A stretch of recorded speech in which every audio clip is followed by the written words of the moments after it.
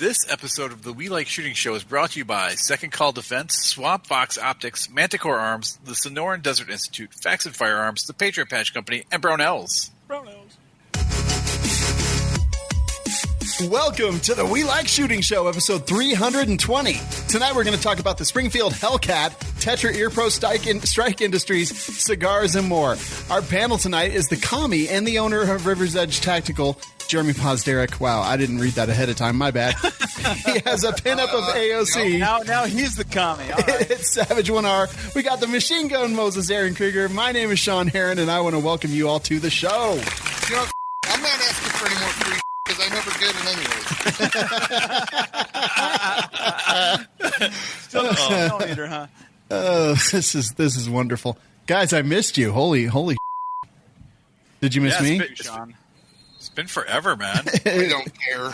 Wow. It's so rude. All right. So it's funny, not only have we not seen each other for like a week, we get to actually see each other this weekend. I know. It's going to be awesome. Everyone but Savage and Nick. Yeah. So it's going to be great. Because Nick died. That's why. Let's see.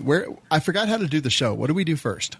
Drinking. Manticore Arms. Oh, okay. What's this weekend? IV 8888. Oh. Do I even have a ticket? You will. As soon as it tells me when to buy. But before we talk about that, we're going to talk about Manticore Arms. You can go check them out, manticorearms.com. Coupon code WLS10 saves you 10% off all day, every day.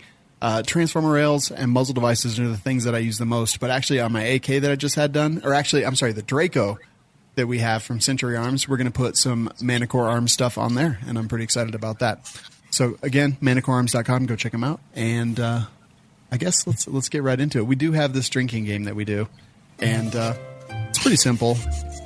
You know, it's like any other drinking game. When someone does something, you do it. But anytime that I say interesting, so basically nice or dang, every time Aaron says bi-curious, suggest that registration does not lead to confiscation or interrupt somebody. Oh, you didn't interrupt anyone. I was about to say, registration doesn't always lead to confiscation, Sean. Every time Jeremy says kill yourself, call Savage Commie or Sniffle Spitzer, hey, breathe into the mic. What is this? Hold on a second. I mean, we've been doing this for how many years and how many weeks have we actually missed? One.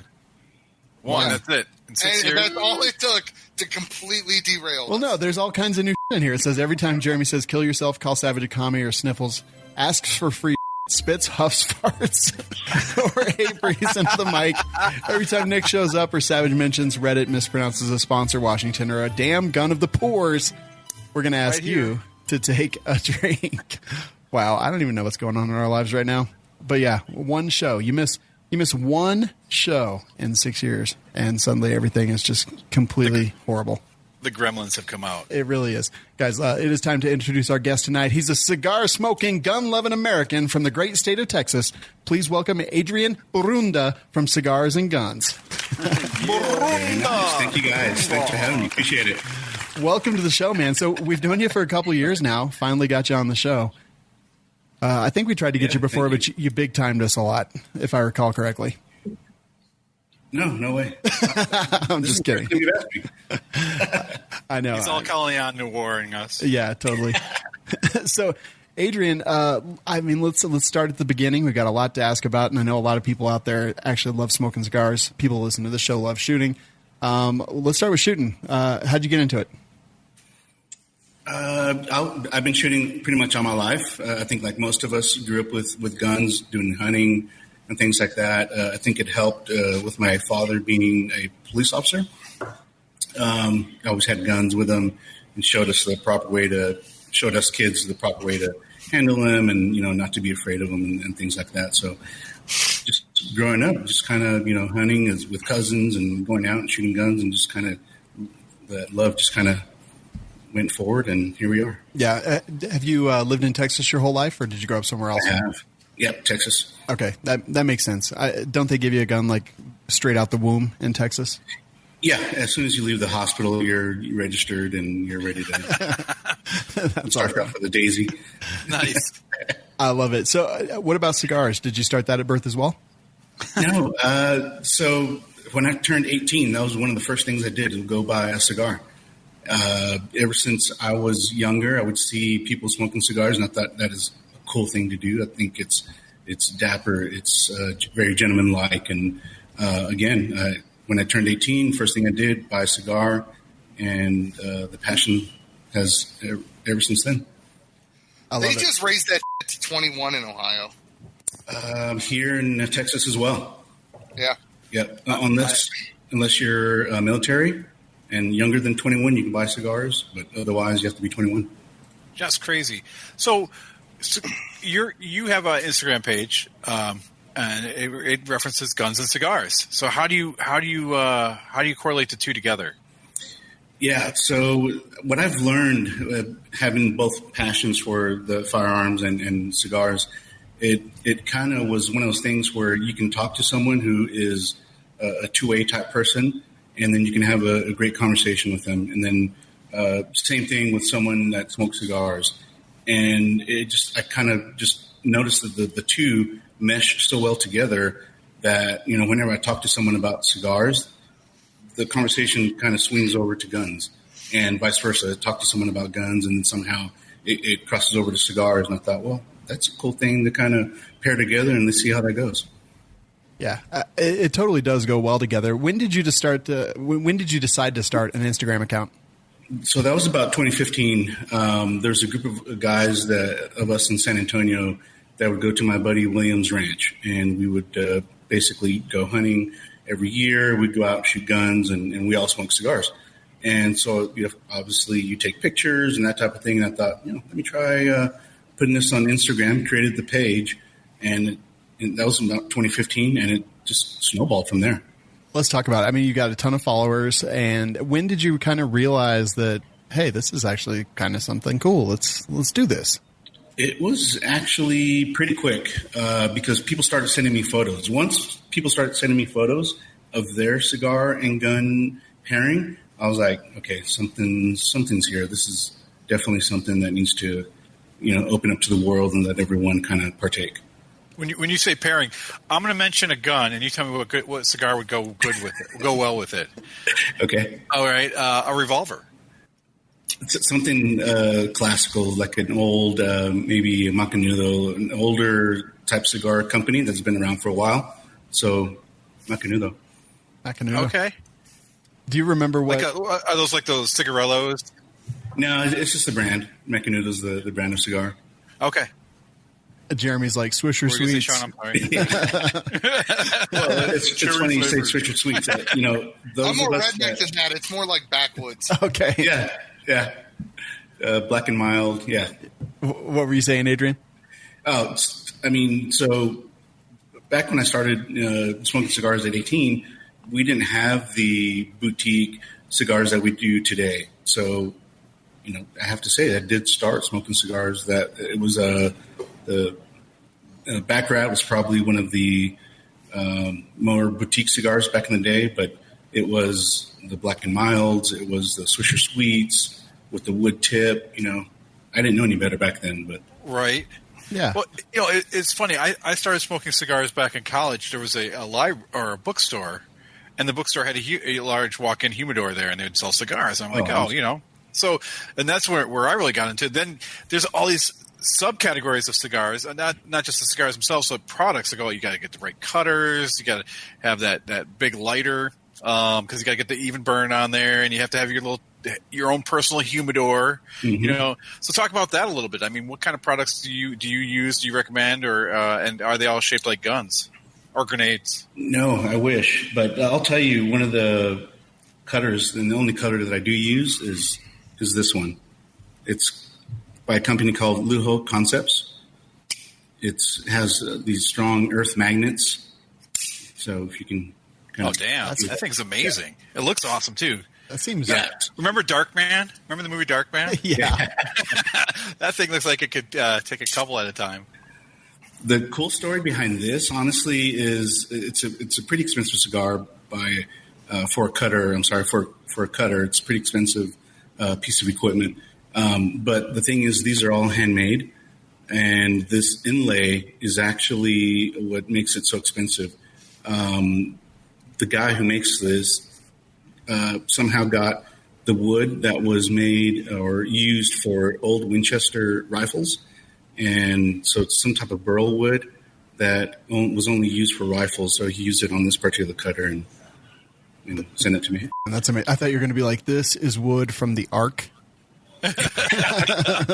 And this on the other side is the wood from the Ark of the Covenants. Whoa. Okay, I'm not going to lie. That cutter actually makes me a little uncomfortable because it is so heavy duty. I'm like, you could cut my finger off at that in no time with no effort. There's probably been some circumcisions with those. I'm sure. Sorry. Recreational.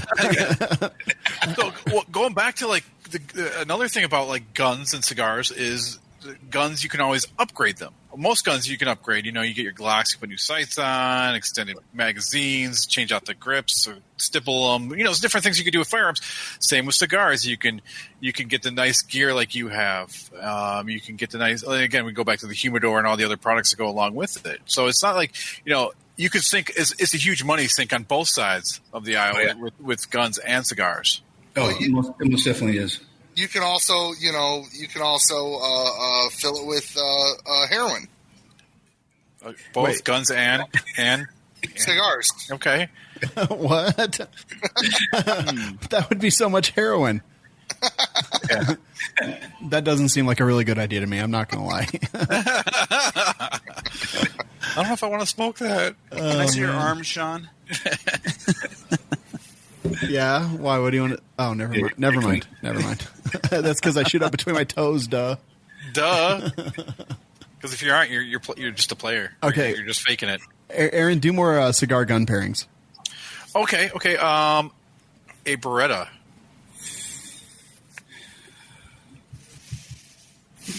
That's a tough one. Yeah. And honestly, I'd have to. You know, it's much easier when you're holding the firearm. You kind of look at it, you feel it, you kind of look at it, and then you compare it easier that way. You'd have to get a cigar that doesn't fit your hand quite right. Yeah. Isn't good in the desert. And then when you put it in your mouth, you're actually not getting the piece that you need. You have to like reposition your lips. Okay, High Point. Oh, Jesus. So if you're familiar with cigars, I would say Gurkha. So Gurkha is the High Point of cigars. Nice. That's all that Aaron gets. That's awesome. Do you remember what the first picture you had was that kind of like took off and was super popular? I know that's like a totally random question. So I'll paraphrase that and say like the posts or pictures that get the most likes and or shares are going to be the 1911s. So we're looking at like Cabot or STI, or is it, or can you like a Rock Island sell the picture? You know, I think just the platform itself. I think because it's so classic, just 1911, not necessarily the brand does it well. It's just the way it looks in the picture. Love it. Yep. Yeah. So what about you? What's your EDC? Today I have the M&P Shield. And what do you pair that with? It's whatever I have in my hand. So let's talk about cigars for a minute. I mean, there's so many different kinds of cigars. I mean, you have the Churchills. You have that's all actually. That's the only one he knows. Right, the big long ones, which are the Churchills. Then you have like little shorties, which we call Sean's. We call those Chota herons. The herons. You have the ones that are clipped off to the ends. We call the Yodas. You're just making it up now. Yeah. Are you trying to say Yehuda? Like Yehuda. On the end. Oh, yeah. So what you're describing are the different sizes. You're correct. Churchill is one of the larger ones. All right. Now you bought like one of our friends bought a large cigar. Ryan, have you seen that cigar? Has he sent you a picture of the cigar he Yeah, I saw that. I have one that rivals that. Oh, do you? So what's the biggest cigar that you have? It's I've never smoked it, but it's probably a foot long. Woo! And then if you talk like ring gauges, this is probably like a 60 ring gauge. That one, I would say it's probably, if I had to guess, maybe like 200 It's a Jesus Christ! Do you measure? Is that how you measure a cigar? Is in gauges? The girth, yes, is a gauge. All right, so you're like, oh, I want something with a lot of girth, but you'd say, I need a big gauge. Yes. I don't understand what's happening right now. So we've been jumping all around for some reason, but let's go back to your EDC. So you carry a shield. Like, what is that? What you carry mostly, or? I think that's for me. It's the most comfortable. This is a smaller format, but it fits easy for EDC. And yeah, and it's a solid gun. You go out and when I shoot it, it's never fails, and yeah, it's trustworthy for me. Totally agree, man. I carried the shield for a couple of years, and it is definitely one of my favorite guns. What about cigars? What's your EDC cigar and cigar tools? You've got the cutter that you told us about. Yeah, so the cutter, I never leave home without it. Like in a smaller format, this little lighter is pretty awesome because it's like a little. Just one little fling, which is sexy. Perfect. Yeah. And really, that's it. Just the cigar. So one of my favorite cigars is the United brand. Okay. United cigars. Can you see that? Yeah, I don't think I've had one of those. Oh well, not too many people get them or have them, but whenever we hang out, I'll definitely have some with me. All right. I'm in. So, what's the BFD about Cuban cigars? Like, why does everybody love Cuban cigars? It's one of those things where it's like you can't get them, right? And when you can't get something, it's the allure is there to get them or have them, or when you can get them or know someone that can get them for you. You know, they're still legal in the United States. You can go to Cuba and bring as many as you can in. It used to be that they limit you to like $100 worth. But now, if you go to Cuba, you can, as many as you can carry, you can bring in. So, like, are they measurably better than any other cigar brand that you can get locally? Now, no. So there's many boutique brands here that are available to us in the United States that can rival a Cuban any day. Nice. And those would be? Haitians, Puerto Ricans. Dominicans. Yeah. Dominican, Nicaraguan. This particular one, which is also made by United, is a Byron. That's the brand there. And it's a very good cigar. And I'll put this up against any Cuban any day. Damn. So here's one thing. When I first started, I used to be a chain smoker. Like, I used to smoke 2 packs a day of cigarettes. That's why everyone always sees me with my vape in my mouth because it's like my pacifier. But so when I got into cigars, I'm like, this is real great. oral fixation. Trust me. Yeah. But so I would huff it. I would smoke a cigar like a cigarette. I would huff it down. But the real thing is, Jesus Christ, you want the flavor. The idea behind a cigar is you want the flavor in your mouth. You want to taste the tobacco, with the soil it grew in, and the leaves and all the different aspects. Because the cigar is not just like a cigarette. You have the paper and you have the tobacco, but the cigar the paper is tobacco. That's the thing. Is it's like you're getting so much rich flavor in there. And as I grew up, I learned how to smoke a cigar.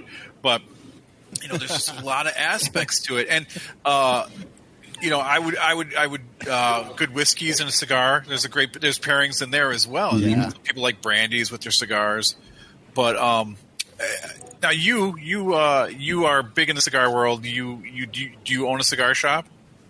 I don't. Oh well, never mind. Never mind. I built this whole thing up for you. No. That's fine. So long term, I hope to have a gun range with a cigar. Nice. I love that idea. Don't. Yeah. Jeremy just opened a gun range. He's gonna look like Aaron in a month. God, I'm sorry. I was reading the show notes or the comments over here, and I heard what you said. In the back of my head, I'm like, what the dude? So, how the hell do you get rid of that nasty ass taste the next morning? Brush your teeth. Yeah, I mean, it's so sometimes the quality of cigar will not give you that nasty tobacco-y, like bad breath. Right. Sometimes a good quality cigar, you can actually leave the cigar and actually have a good taste in your mouth. Oh, that's He good was to know. talking about sucking, not smoking. Yeah, I can help you there. Well, you probably could. All right, But, so that involves that bad taste in Savage's mouth. Oh. So cigars are definitely something that I've gotten into a little bit more over the last couple of years, hanging out with Adrian and Ryan from Brownells. Definitely something. Now, I had only probably had bad cigars my whole life, so I was like not a huge fan. And then after meeting you guys and doing different stuff, I started to get a little bit more educated on it. And Ryan actually gave me one at his place, or not his place, but the cigar shop that he goes to in Iowa. Nice. And it's a Riga Privada number 9. Oh, yeah. That's a great cigar. And that was the first one that I ever had that I was like, you know what? This is actually pretty awesome. Yeah. But here's the problem that I have with cigars. The only problem that I have with cigars really is that holy like I get high as on cigars. Like what is going on with that? Because I'll be drinking a bunch of whiskey and then I'll smoke a cigar and I'll be like, oh, cool. I'm going to fall down and throw up on the floor. Like what's going on? What's up with that? Some of those put you over the edge. So some cigars will have a higher level of nicotine. A few ways you kind of thwart that is have somewhat of a heavy meal before the cigar. And then just as you would normally do, probably, just drink some water in between. Makes and sense. then that'll definitely help. Sometimes when you get that dizziness, some type of chocolate will help. All right. Candy bar. Just chew Copenhagen. So overeat. I've got that covered. I've got that covered. Eat chocolate. I've got that covered. But the water in between, I think, is what I was missing because I was just drinking whiskey in between. So I think I got it. They'll sneak up on you for sure. Yeah, but the number 9, man, that was awesome. I've had 2 more since then because it basically, it was the first one that I was like, I'm going to memorize what this is because it's freaking amazing and I love it. Yep. But what about for somebody like me who is kind of getting into it? Fortunately, I have you and Ryan to really guide me in stuff. But what about somebody who's just like, hey, I've had a couple cigars. I enjoy this. It's whatever. Like, where do you recommend they start? Like, how do they get involved in it and find out what they like? And, like just kind of from the ground up cigars for noobs. I think the easiest thing to do is go to your local humidor and then you tell them, look, I'm new. I want to start, at this particular level. And if they're a good tobacconist, they'll put you on something lighter and then kind of work your way up. Try to stray away from anything that's flavored or infused. Because a lot of those cigars, they'll taste good and they make, they infuse them with different flavors, coffee and or chocolate or some type of fruit flavoring or something that they're super popular, but those are the cigars you probably want to stray away from. But a good example is Josh, right? Josh Coburn was not a cigar smoker when I first met him. And so Ryan and I would hang out, we'd smoke cigars, and he'd just kind of hang out and drink his Jack and Coke. Now the dude's a chimney. Yeah. That dude, he's buying boxes now. That's so awesome. Also, you're at a place right now, right? You're at a cigar bar or a humidor. How do you refer to it? Yeah, Industrial Cigars in Frisco, Texas. This is my local shop here. I'm a private member, and so they give me access to the back room here that's private, and so I can smoke my cigar and talk to y'all. That's freaking awesome. So I went with Ryan to his place there that he goes to there in Iowa, and it was like the coolest thing I've ever seen. There was just a sitting area next to a cigar store, basically, and you just go in. They had lockers and went in, and there was a lot of camaraderie, and it was just a cool, simple place to relax. And I think that is kind of the key, especially for what most people like to do, right? You just go there and relax, and that's kind of your place to decompress, right? Yeah, exactly. Yeah, tonight there's a bunch of guys here watching the game. I think you can see it in the reflection. Yeah, reflection.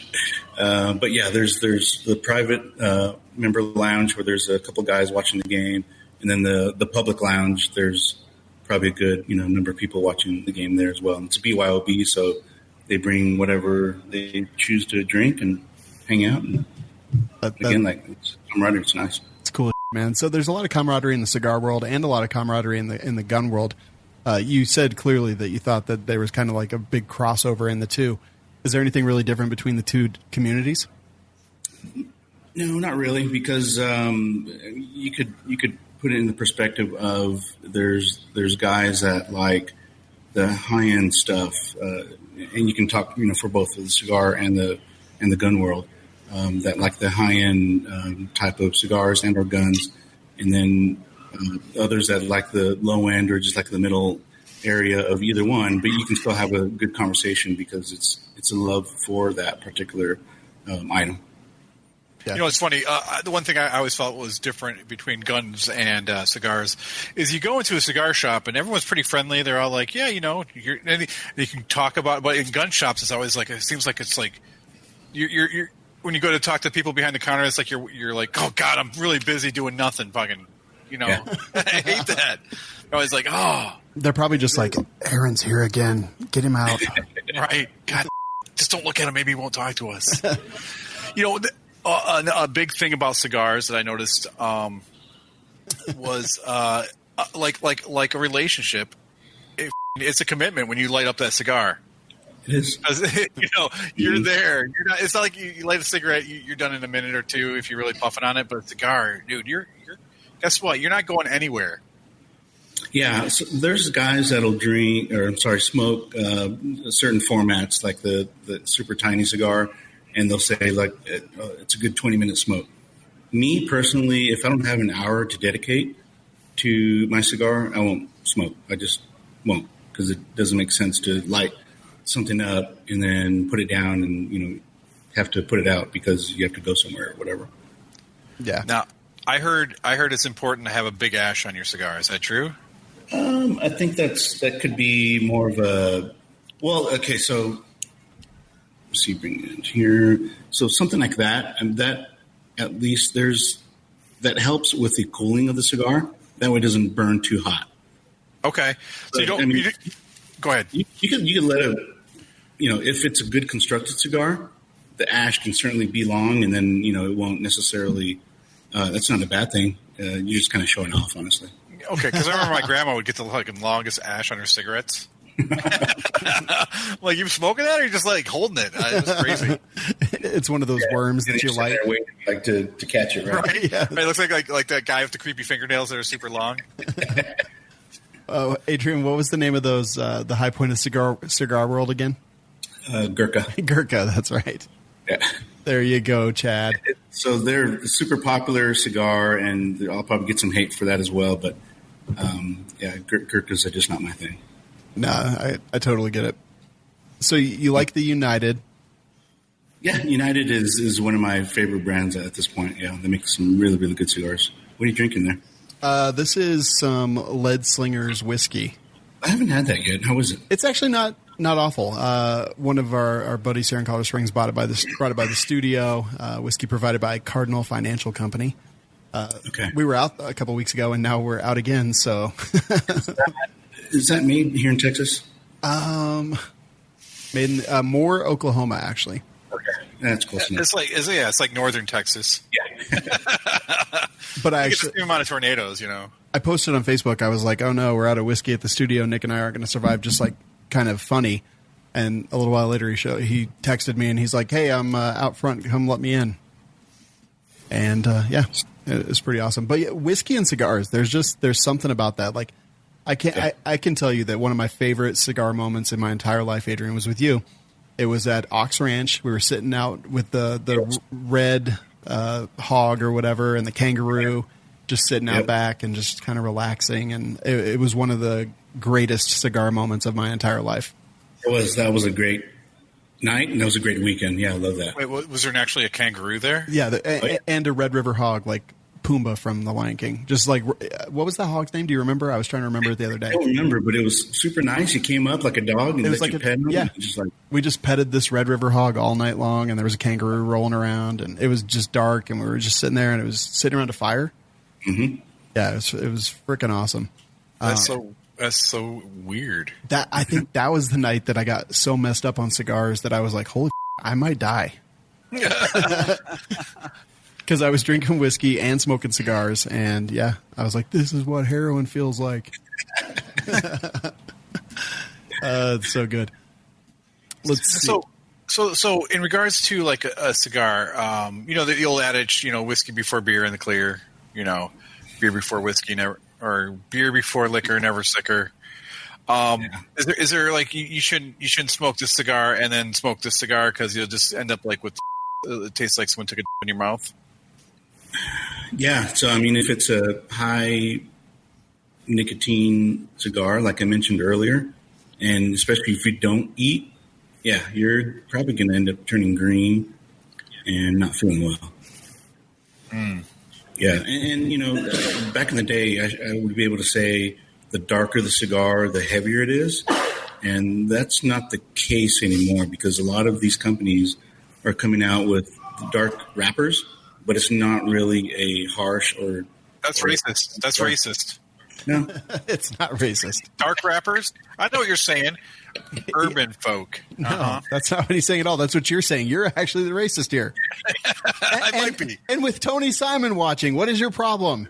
Oh my God! Who says I have a black friend. It's okay, right, Tony? He doesn't like you. I don't like you either. He's got the death sentence on 12 systems. Thank you, Savage, for picking up when I was laying down. So, I got it. Tony says White Owls and Dutch Masters are the Jimenez arms of cigars. Wow. I don't know what that means. What's Lorson? I don't even know, man. It's too much. It's the same thing. Okay, I don't know. It very well could be. All right. We're talking to Adrian Borunda from Cigars and Guns. We're going to take a quick second here from Swamp Fox Optics.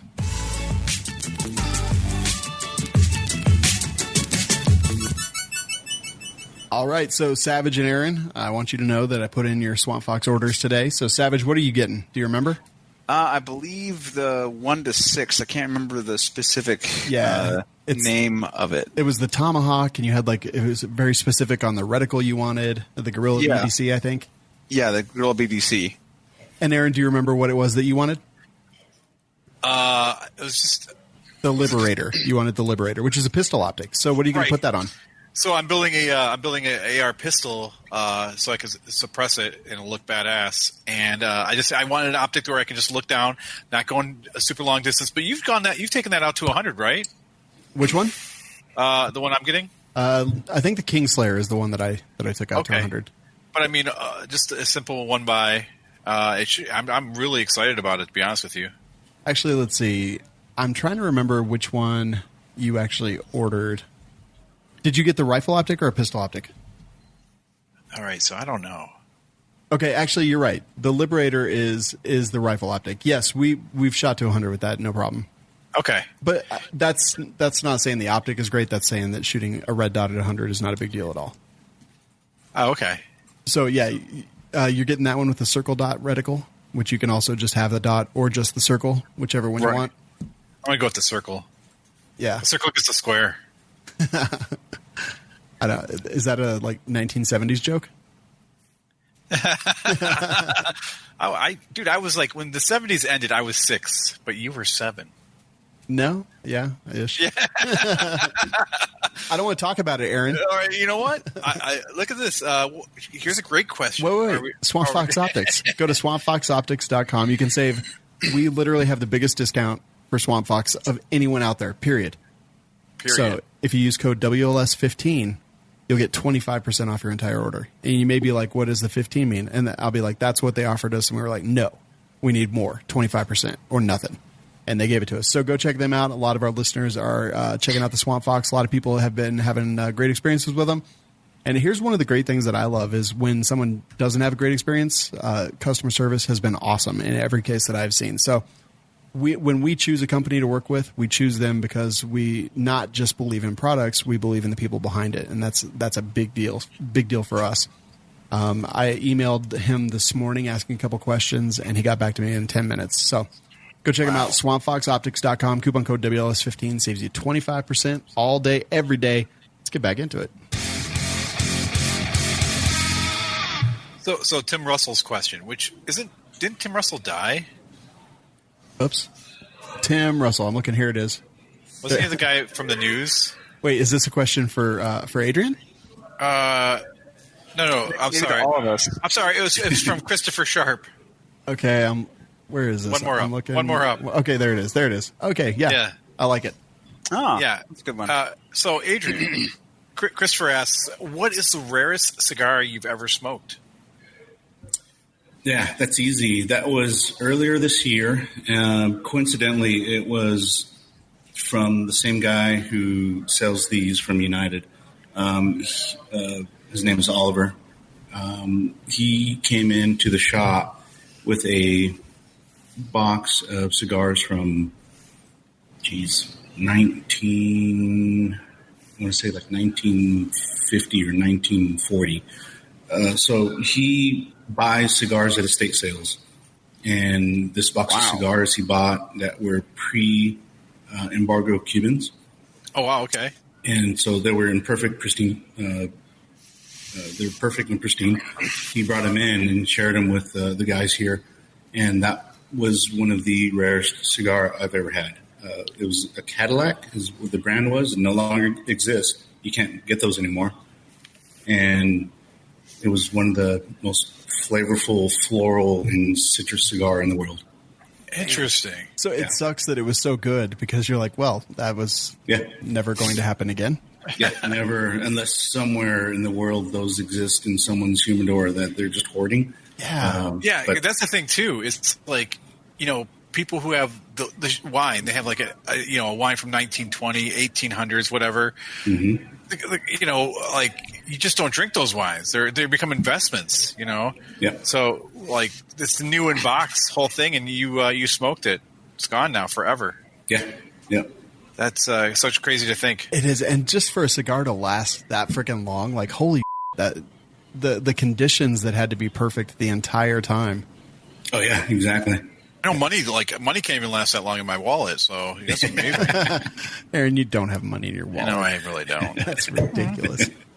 Question not for Adrian is, Tim says, would you trust your life to a pistol Aaron built? Savage, would you? I'd have to run it for a little bit if I felt comfortable with it after that. Sure. Jeremy, would you trust your life to a pistol Aaron built? Nope. Straight up, just nope. For me, I totally would. I would put it through everything that I put everything else through. I'd shoot a bunch of rounds through it. If it worked and I thought I could trust it, I would do it. I trust Aaron. Thanks. In fact, I'm building a gun right now, Sean. It came in this box here. Is it a 10 millimeter? Did you get a BBS? I did. A build by sell? Dude, it's what's that? It's a build by sell from Poly 80. What? A gun you can build in under 30 minutes. It comes with everything. Yeah. Oh my god. And it's an 80%. I want one. And I even got the cobalt blue like you, Sean. I got the gray, actually. Oh, well, I got cobalt. So Cobalt is gray. Okay, so yeah, I got the gray. Yeah. Very sexy. The blue, I actually have two 34 frames, and they're freaking awesome. So now they're coming with everything with it? Yeah. I mean, trigger group, all that stuff? Yep. Everything is killing it. Like, here's fucking killing it. Oh, wow. Okay. Look at that. It comes just like this. This is the completely slide. built? Yeah. That's so awesome. Yeah. Slide comes completely assembled. Dude, literally, all you have to do is cut the... So all you have to do is drill? Yep. Cut the tabs off, drill. Cut the tabs. And, cut tabs. Yeah. Install the frame parts kit, and put it together, and you're done. That's it. That's the coolest thing ever. $5.99. Yeah, right. Else? Maybe. No, $5.99 from directly from Polymer 80. Okay. Yeah. Wow. This is actually they're an advertiser on Double Tap, but So we'll talk about it again. I'll bring it up again. hell yeah, I love it, Yeah, it's awesome because again, you can build a gun in under 30 minutes, man. dude. It's freaking cool. I love it. Yeah. I know some people that are their pants right now hearing that news. Okay, I'm glad you prefaced it by why they're doing that. Yeah. They're just like, Well, I mean, Nick goes without saying. But Well, if he was alive, yeah. but he did. right. So Tim came up with a great question here. Bucket list cigar, I want one from the 1930s, a Cadillac. right? Yeah. I don't even know. It probably hasn't been made yet. I've had what I think is my bucket list cigar already. Damn. What is the one cigar you want to smoke before you die? Yeah, it's going to be that bucket list. But yeah, if I could find that whatever 1930s cigar again, that would be it. So, God, man, amazing. I just watched Joker the other day, and God made me want to smoke a cigarette. Is there any movies where you? He's like smoking the entire. And actually, I was watching. What was that? Peaky Blinders. Yeah. And that guy smokes like everything. Like he's just constantly smoking. But is there a movie where you see like people smoking cigars and you're like, oh my god, I want to smoke a cigar? Is there any specific movie where you see a cigar being smoked and you're like, that looks like a really good cigar? Yeah, it's probably any movie with Arnold Schwarzenegger or Sylvester Stallone. In real life, those guys are big time smokers. I mean, I've seen him on a Cigar Aficionado covers plenty of times. What kind of cigars does Arnold prefer? I don't know, honestly. The pictures I've seen him in, he's smoking a Cuban Cohiba. But those are illegal. Yeah, well. No, I don't think so. Well, to import them. I guess you could smoke them. Okay, let's be honest. Sylvester Stallone, the least illegal thing he has is cigars. I think let's worry about the HGH a little more, you know? Oh, God. HGH isn't illegal. I don't know. Well, no, that's Sylvester Stallone who does that. That's what I said. I'm sorry. I thought we were talking about Arnold Schwarzenegger. We were, and then I said Sylvester Stallone. Because he went to Australia and he got busted for bringing it with him. Yeah. Like, maybe importing HGH, but HGH itself I don't believe is illegal. Good for him, though. You know what? Probably if he doesn't have a prescription. This is f***ing America. Do what you want. I don't care. Right? Yeah, I don't give a Oh, you? No, I maybe. What I like about you. Whoa. Stop. That's a different song. Yeah, that was way different. And because the one I was singing was like, I don't give a that's where I'm rolling with you there. Yeah, thank you. I don't know. And Savage is all 1990s. What I like about you. From the 90s? Go a little bit farther back, dude. You hold me tight. Yeah. Never want to let you go. Girl, you make me feel all right. Another listener question. Christopher wants to know if you like smoking pipes as well as the cigar. I've smoked pipes before. The thing about a pipe is you have to you tamp it, you have to light it and relight it and tamp it, relight it. It's not a lot of work, but it's just too much work. Yeah, me too. The rock, it's just like hard to get in there sometimes. Right. Oh, different kind of pipe, I think. You ever make a pipe out of a potato or an apple? No. No. Okay. All right. Now, Adrian, I have a trivia question for you. Yes, sir. You and I are the only two people on Earth to have done something. What is that thing? 66 each other?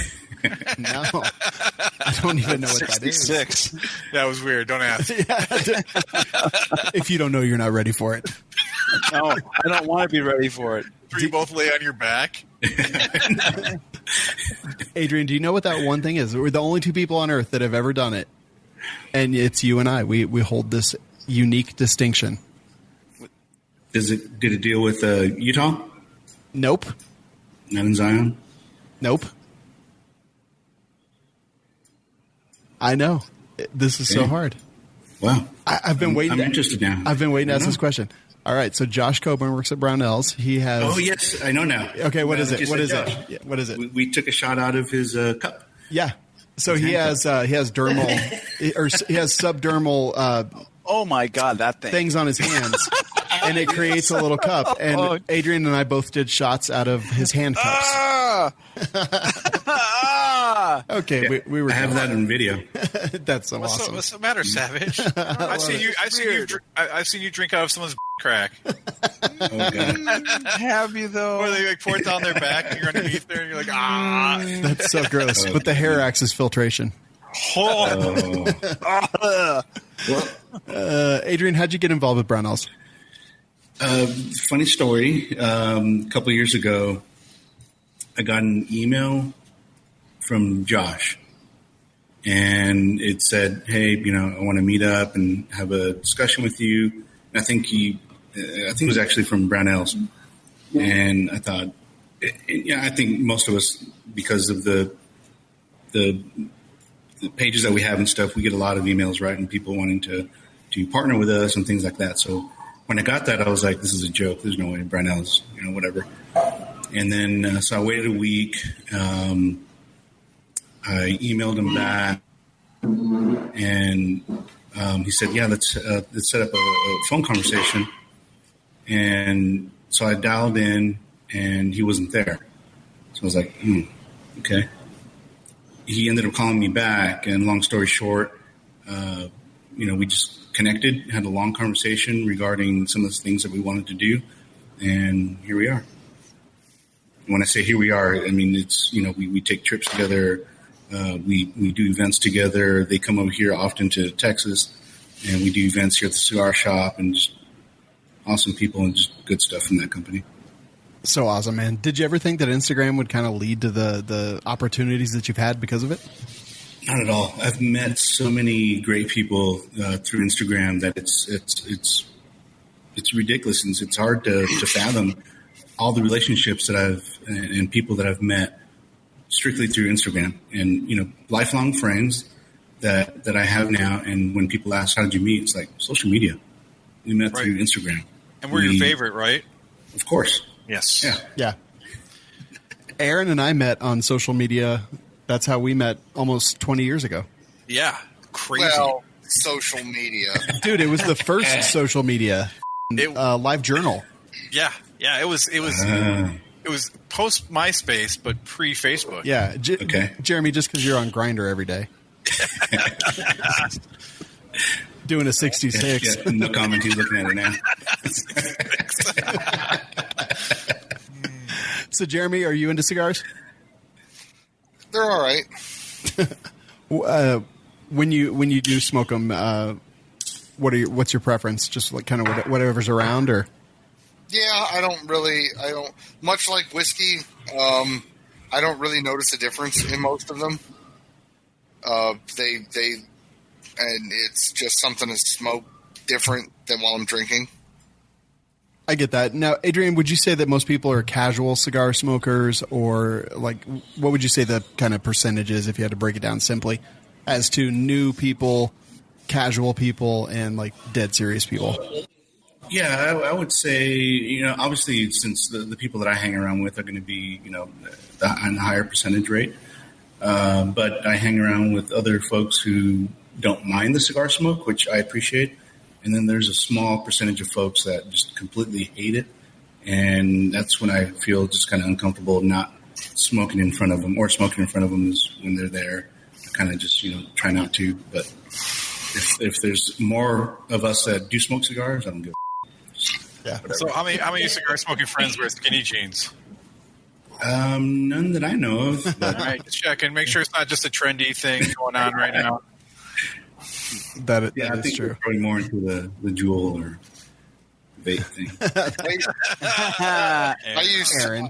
the PX on Camp Pendleton had sold cigars, and I would go buy like a short one at lunch because it was like $5, and sit in my truck and smoke a cigar after I ate lunch, and then go back to work.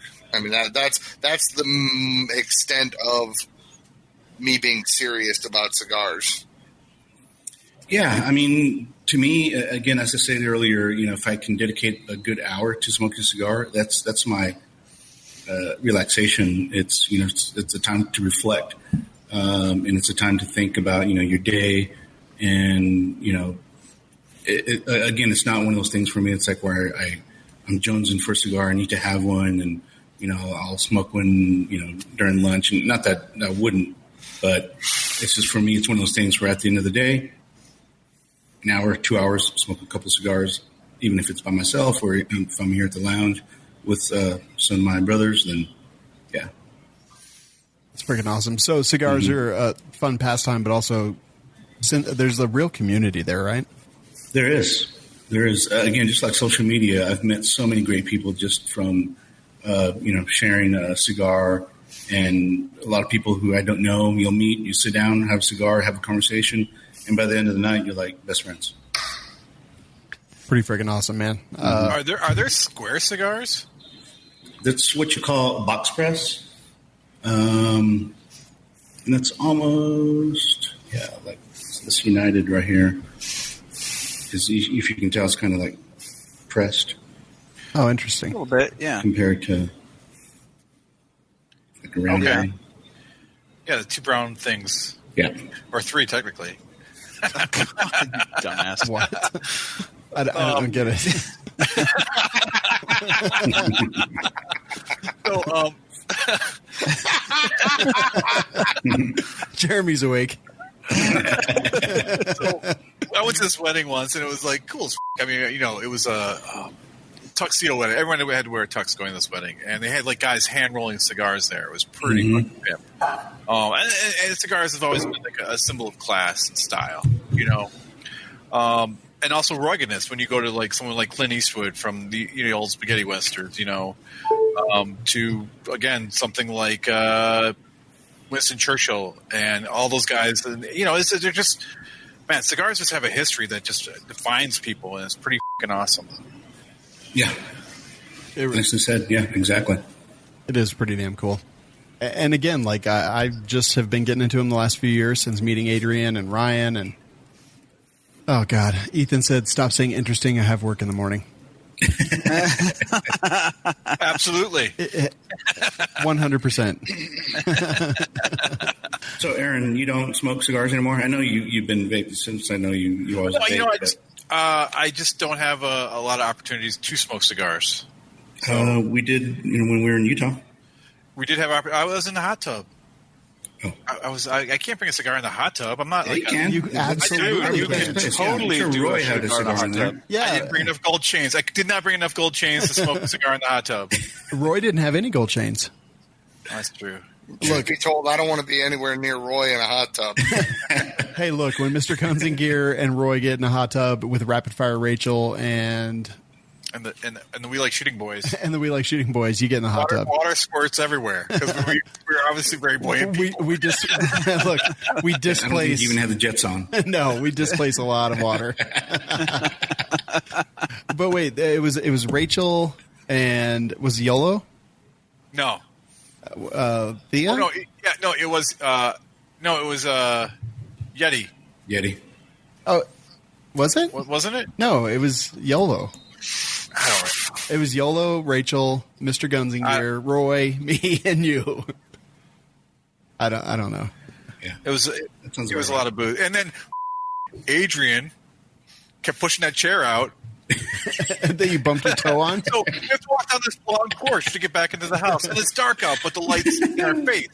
Or depending on which way you're walking, the light's either in your eyes or it's not. But you're either blinded or you're completely in the fucking dark. And there's this porch, and it's got tables on there, and there's chairs. And every time we walk past, we'd go through one way, and he'd walk in this fucking chair. This chair just appeared. Well, it turns out Adrian keeps fucking grabbing this chair and moving it in front of the path. So as we walk, we keep walking over it. I love it. It was hilarious. I loved it. It's the little things. That's awesome. Adrian, can you stick around or you got to run? I am here. All right, cool, man. Again, this is Adrian Barunda. Wait, hold on. Barunda? There you go. Barunda. From Cigars and Guns. You can check him out on Instagram at Cigars and Guns. And Adrian, what's coming up next for you, man? Like, what event, whatever?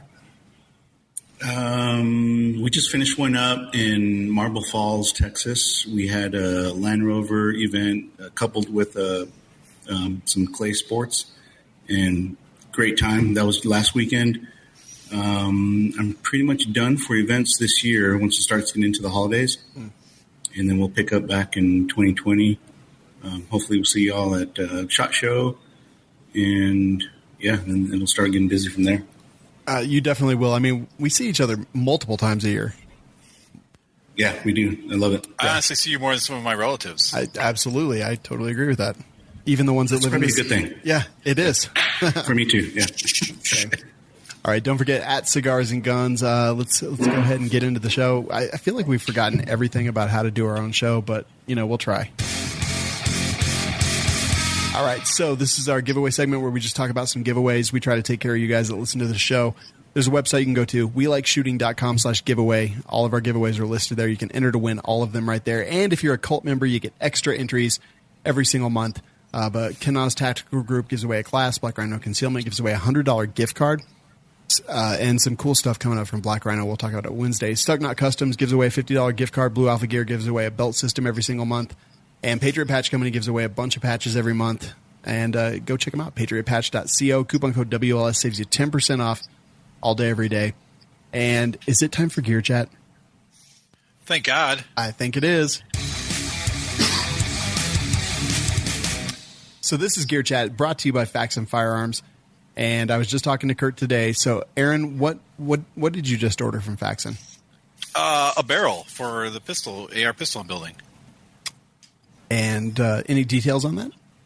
10.5 inch, I believe. It is. Okay, 10.5 inch, flame fluted, melanited with cancerous. No, it's just a 10.5 inch barrel. So that's what I was really excited about. Because you're building a what do you call it? You're building the AR pistol. AR pistol. Suppressed. Yeah. Suppressed was a 300 blackout. So you want no. It's just an AR. It's a 223. Oh, okay. You want the carbon fiber handguard. I put in for that one from Faxon as well. About that, yes. Yeah, because you want a 12-inch handguard. Because you basically want to do what Jeremy did. You want a 12-inch handguard and a 10.5-inch barrel. Jeremy's is a lot more drastic, but you basically want the suppressor inside the handguard. I do, yes. And carbon fiber will help mitigate the heat as well, which is going to be nice. Plus, it's super light. It's going to transfer the heat. To a point. It'll be It ain't lighter. gonna help at all, dude. You put enough rounds to that thing, it's gonna be on fire, and the radiant heat's just gonna burn your hand through the handguard. So what I'll do is I'll take those heat sinks I got from that JP barrel. No, that will transfer in the garbage. Yeah, I was like, don't, Aaron. But yeah, Faxon Firearms. Let's see. So you got those. I actually ordered a 7.62x39 AR barrel and bolt. Ooh. I ordered a 350 Legend AR barrel and bolt. Welcome to the club, my friend. Also a bolt as well from You did. Yeah. So Faxon has all that stuff. They've also got their entire firearms. Their FX 5500, which is their lightweight AR-15, which is $1,400 now, which is freaking awesome. It's under 5 pounds from them, built together. Man, there's so much cool stuff coming up from Faxon that I can't even talk about right now, and it is all awesome. If you want to order a gun from them, use coupon code WLSGUN, and it basically gets you dealer pricing almost. And if you want to order parts, accessories, barrels, handguards, bolts, bolt carrier groups, all that stuff, coupon code WLS10 saves you money. And Aaron, why don't you start us off with your product tonight? Sure, but before I do that, Christopher Sharp says Jesus Savage would have a bayonet on his gun. What is that, Savage? Fucking Mosin. Has nobody seen a Mosin before? Dude. You're supposed to shoot it with the bayonet on. So I have a Mosin with my bayonet, and with a bayonet, and it's fucking awesome. I found an entire Spam can full of 7.62x54R. I actually have 2 Spam cans of 7.62. Those have increased in value quite a bit from 5 years ago. Holy crap. It used to be you could get a Spam can for like $89. Now it's like $180. Yeah, dude, I got mine for like 60. I got 2 of them sitting on the floor of the shop. Do you remember when Jeremy one-upped me? I also have a Nagant with a bayonet on it sitting down at the shop. Did you get it for free? No, I'm selling it. You don't have a Nagant in the bullpup stock. Nor would I ever. Actually, Aaron, before we go, and if you guys want questions about cigars and guns, anything that's going on for the whole show, ask. So James says, craft beer of choice with cigars got here a little late. And Adrian he gave us the pause symbol. Yeah, no. I would say, well, now that the weather's cooling down a little bit, a nice porter. 1050 is a good nice craft beer. It's nice and heavy. I had as well. One really good. I can't remember what cigar it was, but I had Old Rasputin Russian Imperial Stout in a cigar. Yes. Oh, that's good. It was so good. That's one of my favorite beers of all time, and I had it with a cigar, and it was just like I was like, "Holy, this is awesome!" Yeah, that'll get you lit pretty good too. Yeah, it's like the ABV on that is pretty high, right? It is. It's ridiculous. All right, if you guys have other questions, send them, and we'll get to them here. Aaron, what's your product tonight? My product tonight is called the Tetra ear protection. Tetra Ear Pro. So what it is they actually, there's 2 of them, and you can see it if you're watching. It basically looks like a hearing aid, but it creates such a great seal that it mitigates most outside noises. Now, what's really nice about these is, as you can see right here, there's a battery. Why would there? Whoop! There's my camera. There's a battery. I don't know. No, there's a battery. So you actually. Sorry, I was painting today. Oh God, my hands! I was like, holy Do you have leprosy? Are you okay? No, I was painting today. That's disgusting. Yeah, your fingers look like they're ready to fall off. Right, but it's paint, guys. It's just some black paint Dude. on my hands. Paint, leprosy, or diabetes. It's black paint on my hands. I was like, bro, you have Right here, hypothermia. black paint. You have frostbite. Why'd you zoom in on me? That was so awful. I'm so ashamed for you. I love how he's Your bro, you derailed. Dude, we broke Aaron. That's the first time I've heard that. what is going on? We broke So him. it comes in a great case. Let's start off with the outside. You have this huge travel case. It holds all the products in there, everything that it comes with. So what this comes with is obviously the Ear Pro, different size ears for like if you're people with giant ear holes or small ear holes. So it has all those different options. They are color coded: green for left, red for right, which is kind of nice. And then it comes with batteries, because batteries. I remember my father-in-law having hearing aids, and he would burn through these things so fast. So apparently, hearing aid batteries go by pretty quick. If you don't want to carry this big case around, it comes with a very small case that you can put everything into. Look, it's got a little carabiner just in case you want to carabine it to something. So first thing I did was I stuck them in my ears, grabbed the shortest shotgun I could ever find, and just put off a couple rounds. Worked like a charm. What's cool is where the batteries go in, where the batteries go in. If you touch it, it has 3 settings. So increasing in volume from what you can hear around you, like a lot of extra Hearing Pro. Unlike a lot of Hearing Pro, it's not too tinny. Sometimes when you wear Ear Pro, when the sounds come through, it's tinny. This is not the case. What is also nice is because it's 2 different earpieces with 2 different systems, everything is in stereo. It's not a mono sound. The idea behind this stuff is it's for hunting. So if you're out hunting and you want to hear the game moving around, I would say, yes, this works great. From what I've done so far, what I've used it for was shooting.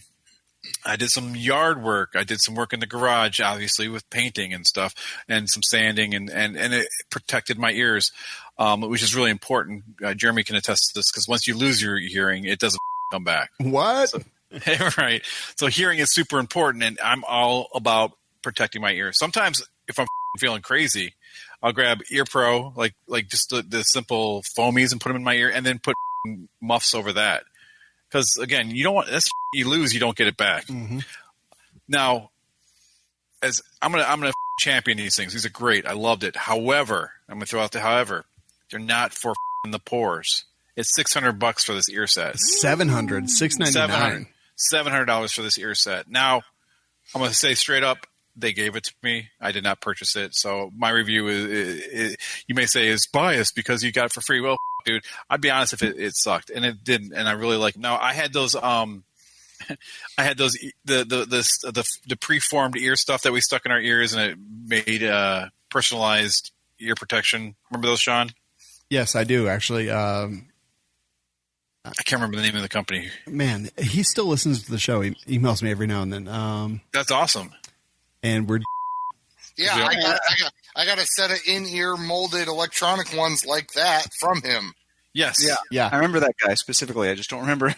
Right. So, but these actually just fit so nice. In Precision ear.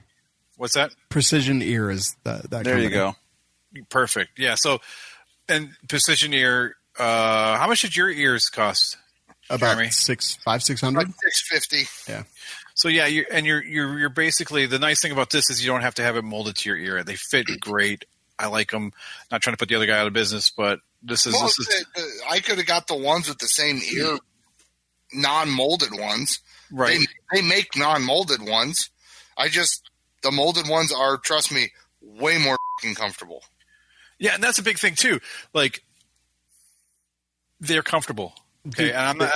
They actually fit in my ear perfectly. Like, I don't feel like they're binding, they're pinching. I don't feel like they're too expansive. I don't feel like they're going too deep. It's just maybe it's just my ear. So you're getting a very subjective view here because it's from my point of view, and from my point of view, these things are. I love them. I'm going to bring them to Georgia with us this weekend, and I'm going to just have fun with them. That's awesome.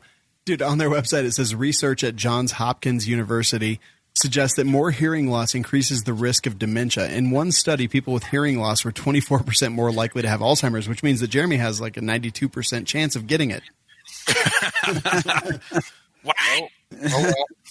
Oh, well. It's not like he'll know, right? If you have dementia. He's gonna shoot the same people over and over again.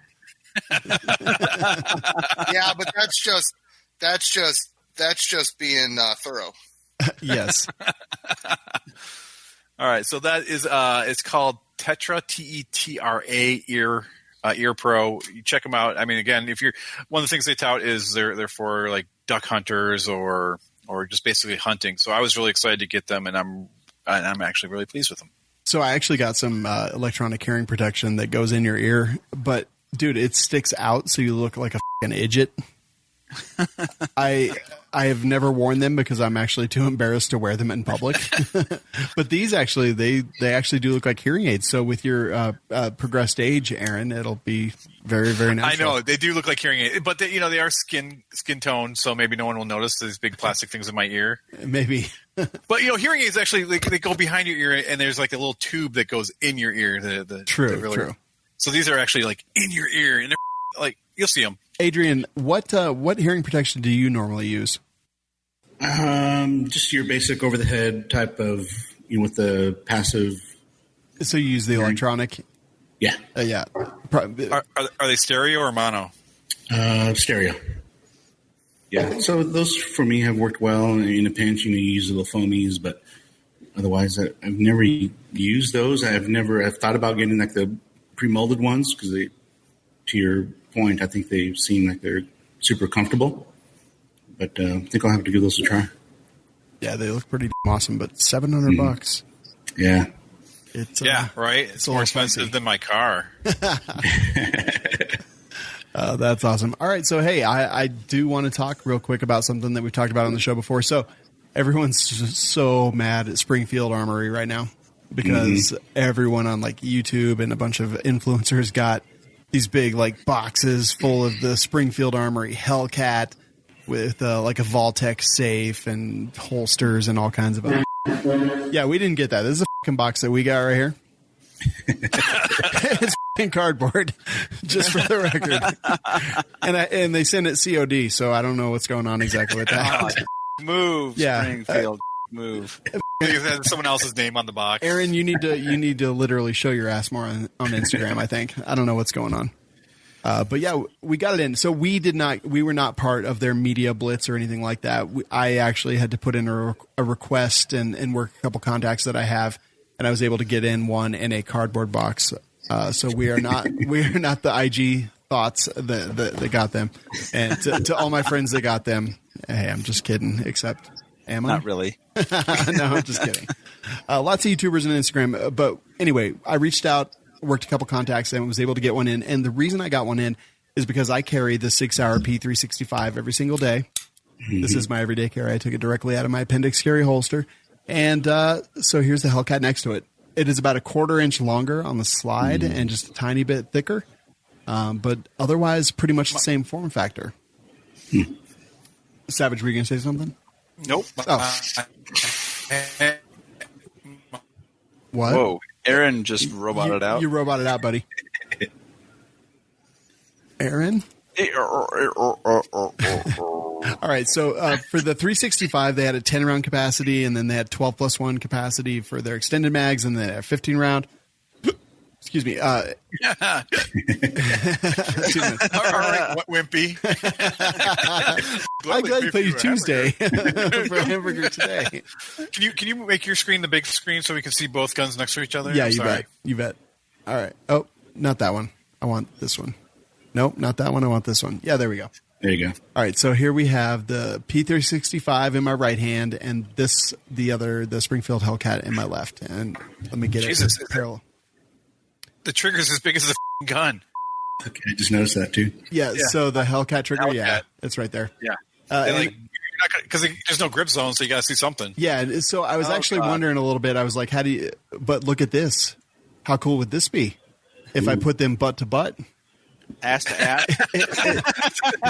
That's called a 55. It's called a 626, I think. It's called the Requiem hold. So they're similar in size. The Springfield Hellcat actually carries one more round. They were like, oh, SIG did 10 plus 1 and 12 plus 1. Well, we're going to do 11 plus 1 and 13 plus 1 in a very, very similar form factor. I haven't shot it yet, just got it in and transferred it over to me. And I mean, it's a very similar gun. This is who they're going after. We've talked about the Mossberg MC1 SC and how it's more towards the Glock 43 kind of market. I mean, this is a very similar form factor, very similar capacity. And there's a lot of good things that I like about it kind of right out of the box. I love the frickin' sights on the Hellcat. And we're going to get it to the range next week and record video on it and everything like that. But I am pretty excited to actually have it in. Trigger doesn't feel too awful at all. In fact, it seems like a decent package. I know everyone's like super butthurt at them about the lobbying stuff that they had going on last year and this, but when we can get in a gun that is very similar to something that we talk about a lot, I definitely want to do it. And again, price point's going to be very similar. It's $529.99 pre-order on Brownells right now, and that's for the optic ready. The other one, I believe, is even a little bit cheaper. And it's definitely got some good things about it.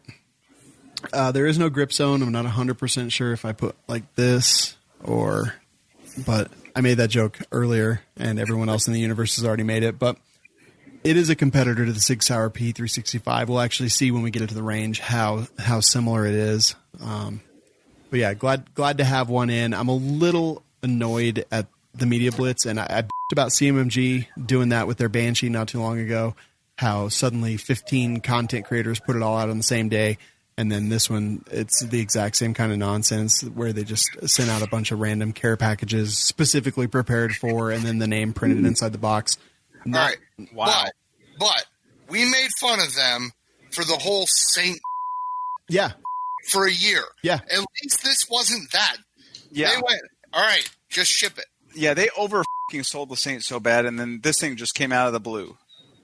It really did. It's kind of like a Ruger release. Yeah, so the 11+1 magazine, my pinky is on there.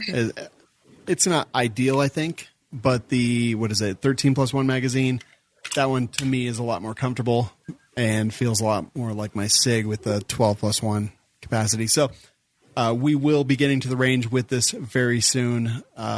I absolutely do not want to release content at the exact same time that everyone else in the universe is. So I got it in. We're going to actually put it through some testing before we post social media about it all the time. Like test? Yeah. It's got to go head to head against the 365. Oh yeah, without question. I mean, these guns, the Hellcat was made to compete with the P365. Anyone who tells you it's not is lying. Well, and who gives a Yeah, no, it's good. I'm glad. I want more competition because I actually cannot stand SIG as a company.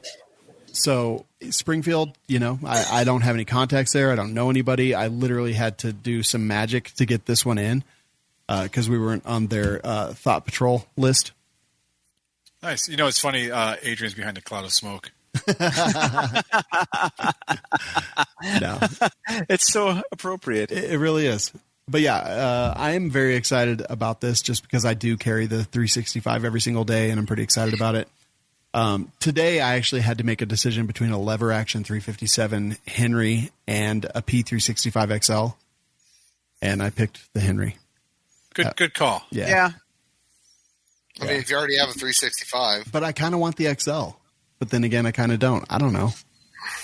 JHS Striker Drag, we tested that, and this one was born in January 2019, and we actually have a video on it, but everything kind of died down, so we haven't released it. But Striker Drag on this, it exists, but it wasn't intense like it was on the first release that we got. Well, and it wasn't just that gun that was producing the Striker Drag. It was multiple firearms, not just the SIG. Let's see. Tim says, why the SIG hate? SIG as a company, I'm definitely not into. Like, honestly, being kind of behind the scenes, I've seen them cater to women in the industry and avoid men in the industry, like just like that. Not a huge fan. Show me on the dial where they touch you, Sean. Everywhere. Oh my God! Everywhere. Watch. Yeah, and it's specific people at SIG for sure. It's not like as a company, but I've definitely seen some shady behavior, and it kind of pisses me off. Anyway, good stuff. Yeah, so that's the Hellcat. We'll have content out in the next couple weeks, and I just want to wait for all the kind of hate to die down. Again, we had to reach out to third parties and get it in. So take that for what you will. Adrian, I will take it. Adrian, what's your favorite gunner gear that you've gotten recently? If you say the Hellcat and you got the big box and the Vault-Tec safe and everything, I'm going to feel real bad. No, not at all. And, I was going to make a comment about that. So on my social media feed, it was all women that received that. It's so I don't know if it was the same for y'all, but that's who I saw on my feed. Yeah, it was. And I mean, well, it could be target demographic. I mean, could be. I'm like Mike Pence. I don't have any women on my feed. You're such a liar. Yeah, no, and it's not a bad thing. I'm not saying that it's a bad thing per se, but that's all I saw. But. That kind of just I don't know. I definitely have a problem with it. I've talked about it multiple times on the show. I feel like CMMG fell into that same trap, and a lot of the content creators put out stuff on the exact same day, and I'm like, I understand why you're doing it, but we're not going to participate in it. It's tacky to me. They want to make that big splash, right? Yeah. And they want to get it out to as many people as they can and make that big entry into that market. But I get it too. But yeah. Well, and that's the thing. I'm like, would you rather have kind of a big splash on day one, or why don't you embargo shit at different times so that you have like 15 weeks of extended coverage instead of one splash for 3 or 4 days that everyone gets pissed off at because you overloaded the influencer, and I hate that word, ecosphere. I'm like, why don't you just get 15 weeks of coverage instead? Like, you get people and you're like, hey, in a month, can you do a video for this? Here's the gun, whatever. And in a month after that, can you guys do this? But everyone wants to be the first. And I get that. I understand. But I'm a consumer. Like, when I look at all these videos, I watch these videos. Some of the people are my friends, and some of the people I don't know at all. But I watch these videos because I'm a gun person. Like, when I wake up in the morning, it has nothing to do with wheel shooting. It has to do with Sean, and it has to do with the fact that I love shooting and I love guns, and I'm interested in all the cool that comes out. And when I see these kind of media blitzes, astroturfing, if you will, I immediately turn my brain off and I don't care about the product anymore. And I have a feeling that that's a lot of other people as well. But having said that, Adrian, what's something you've been excited about lately? So you're talking about the Polymer 80 earlier. I built one as well. That was super fun. It didn't come in a kit all like that. I had to get separate parts. Thankfully, with the help of Jonathan from Tactical Toolbox, because I had some issues with my trigger, and so the first dude I thought of was Jonathan, because he had built one himself. I'm like, hey, dude, this isn't happening. My trigger isn't resetting. What's going on? And he would send these super perfect pictures of, hey, make sure you check this, and if it looks like this, it shouldn't look like this. It should look like this. And the dude's just awesome, and he helped me get through. I'm surprised you could pry Savage's mouth off his long enough to get him to help you. Oh, eat it, man! He literally has the best videos on YouTube. We can't. He does. He has some great content. So let me ask you this: did you have a Lone Wolf rear block for the frame? I did. Okay. And exact same. Yeah. The Glock. Yeah, I won't buy Lone Wolf parts kits anymore because of that. Yeah, actually, I did. I just want to get my finished. So my trigger 10mm. Everybody else is the same. I'm just gonna buy it. So my question is for you guys: what did you use to pull the tabs? What did you cut the tabs with? I used I don't even know what you call them, but they look like snips. Snips. That's what I used to. I use snips, and then I clean it up with the Dremel. Fours. What do you use, Jeremy? Oh, you don't use anything because you'll have one. He uses his teeth. That's what he uses. Frame. Okay. I'll just bite these tabs off. You. I use the in Bridgeport. Okay, that's All right. dude. I can literally snip them off and clean them up with a Dremel in 5 minutes. Like it is so much faster. And I literally chucked it up in a Bridgeport and went whoomp. Yeah, but Yeah, I had a cutting blade on my Dremel. I just came over the top and went. I've tried that done. too. But literally, the snips work the best, and then just clean off the little ridge that it leaves. Yeah. Works so well. So, was that the first 80% that you've done, Adrian? It was. It's super easy, man. They've made it ridiculously easy. And then, did you get a bunch of parts from Brownells or? I did, yeah. Yeah, that's thankfully, they helped me out there, and yeah, it was super fun. I kind of think I want to do another one now that they have this, like the full one that you did. Yeah, the build buy shoot kit BBS. Yeah, seriously, and you can get a huge discount on it too by using the we like shooting hashtag WLS is life. Yeah. There's another company that does the same for 1911s. Have you seen that? Yeah. Yeah, actually, there's a couple of them. I've done 2 1911 builds. Okay. How did those work out? Oh, I hated it every second of it, but I loved it It was too. awful. It is so hard because Cutting you have, those rails is yeah, but fit you because you have to fit everything Yeah. in there. It doesn't. It's not like a Glock where all the parts just go together. With a 1911, you actually have to file like the down and rework it. Then you have to assemble it, test it, take it all apart, do it again, assemble. You got to constantly take it apart and put it back together. It's just tedious work. It's tedious work. It is. I did one, and it was like one of the worst experiences of my life. But it was also kind of fun. Like, it was a love-hate thing. Right, and I think everyone should do it. But you just don't. Just take your time with it. That you're not gonna. It's not like this Glock kit. We can bang out a Glock or a Polymer 80 kit. You can bang out a gun in 30 minutes. This is going to take you. I suggest working just a couple hours a day for like 3 days, and you'll have it set. Kind of like I told you at that 3-gun match. Go slow. Yeah. And don't freehand your drill. Use the drill press. I don't want to talk about that. Why you always bring it up, Jeremy? Same thing happened to me, dude. Okay. I actually I hand drilled all my holes in the Polymer Shut up, 80. Sean. Yeah, I did too. But the key when you do the hand drilling on the pilot those holes, yeah, is you drill one side and then you flip it over and you drill. No, I know. Yeah, so you don't get the so if you don't get crooked holes. If also, my drill has a level on it, which makes it kind of easy. My head level-headed. You're not level-headed. Oh, a little bit crazy. Savage, what's your product? So my product is a Strike Industries mass driver compensator. They came out with this last week, and I saw it, and I thought it was a really cool concept. So if anyone out here is familiar with the AK-107, the AK-107 functions by having a counterweight that basically pushes in the opposite direction as the piston. So what it's able to do is push the gun forward with the same force that it's getting pushed back, so it's supposed to cancel out the recoil. And what Strike Industries has done is something similar, except using a muzzle brake that is paired with a new recoil spring and guide rod. So the way it works is they have this recoil spring and guide rod that they provide you for your Glock 19, and I believe, what else here? It'll work with a couple other models of the Glock as well. But it's an extra long one, and then the mass driver comp goes over the top of that and then threads onto it. And then when you shoot it, the gases of the bullet leaving the barrel push the comp forward at the same time that they're pushing the slide backwards.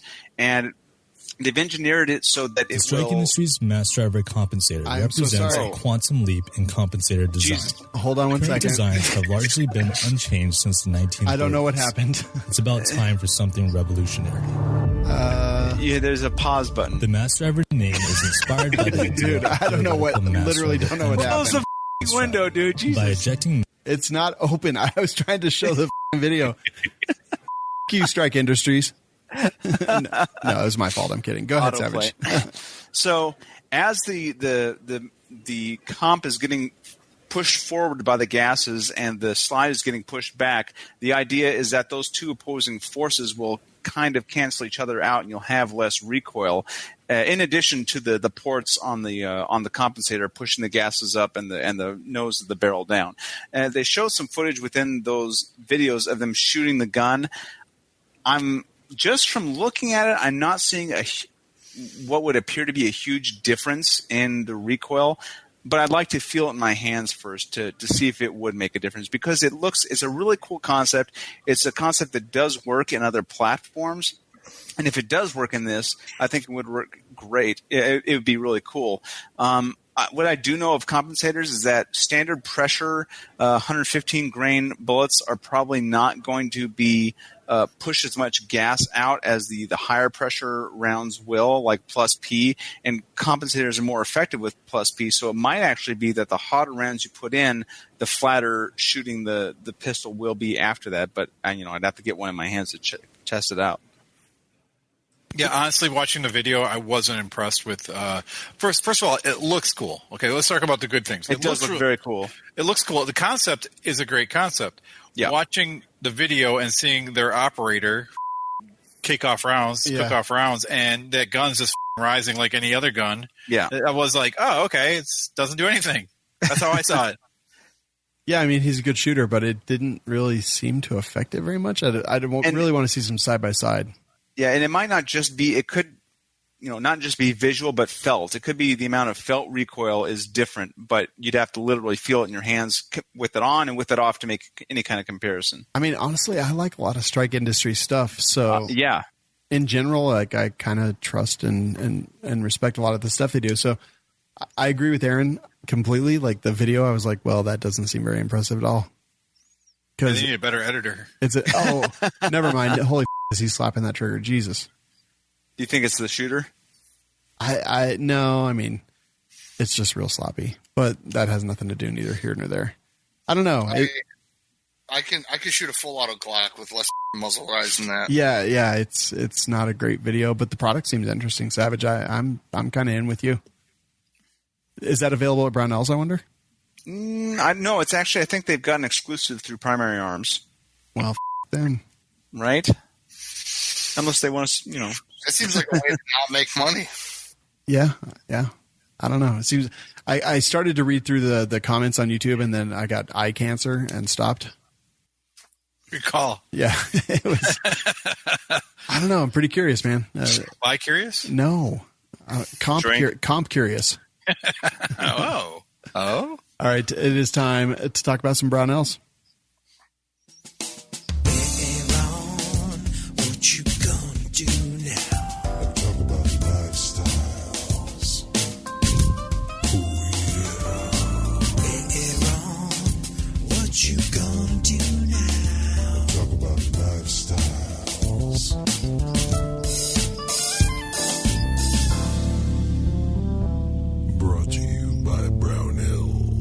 Oh, yeah.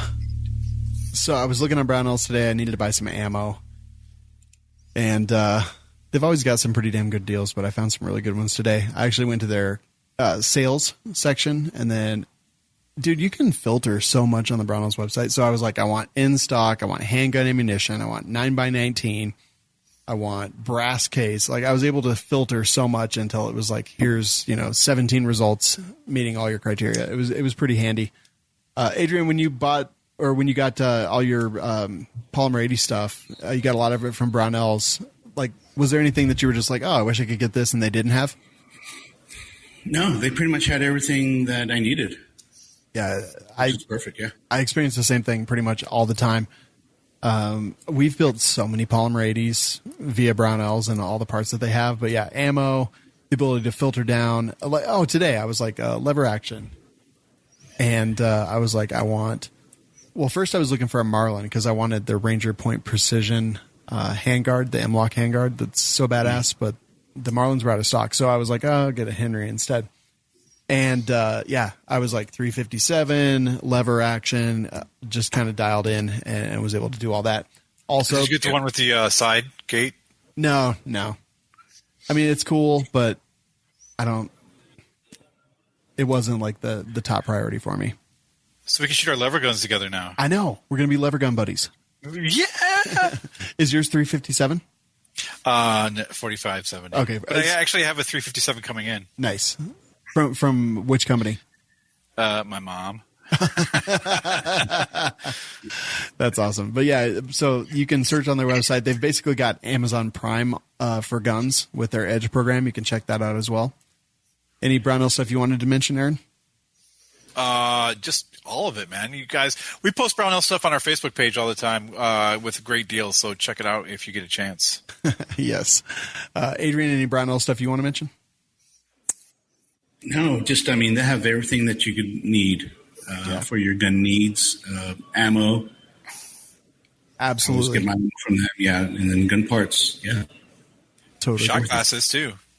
Shot glasses? Yeah. Oh. Yeah. You don't get a whole lot of liquor, but you get an experience that no one will ever forget. Like, lick him. Aaron, what's your lifestyle?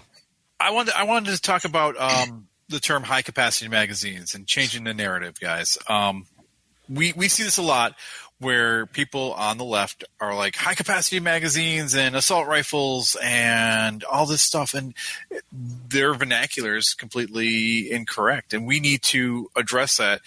We don't have to just get in their face and be like, they're not high capacity magazines, they're standard capacity magazines.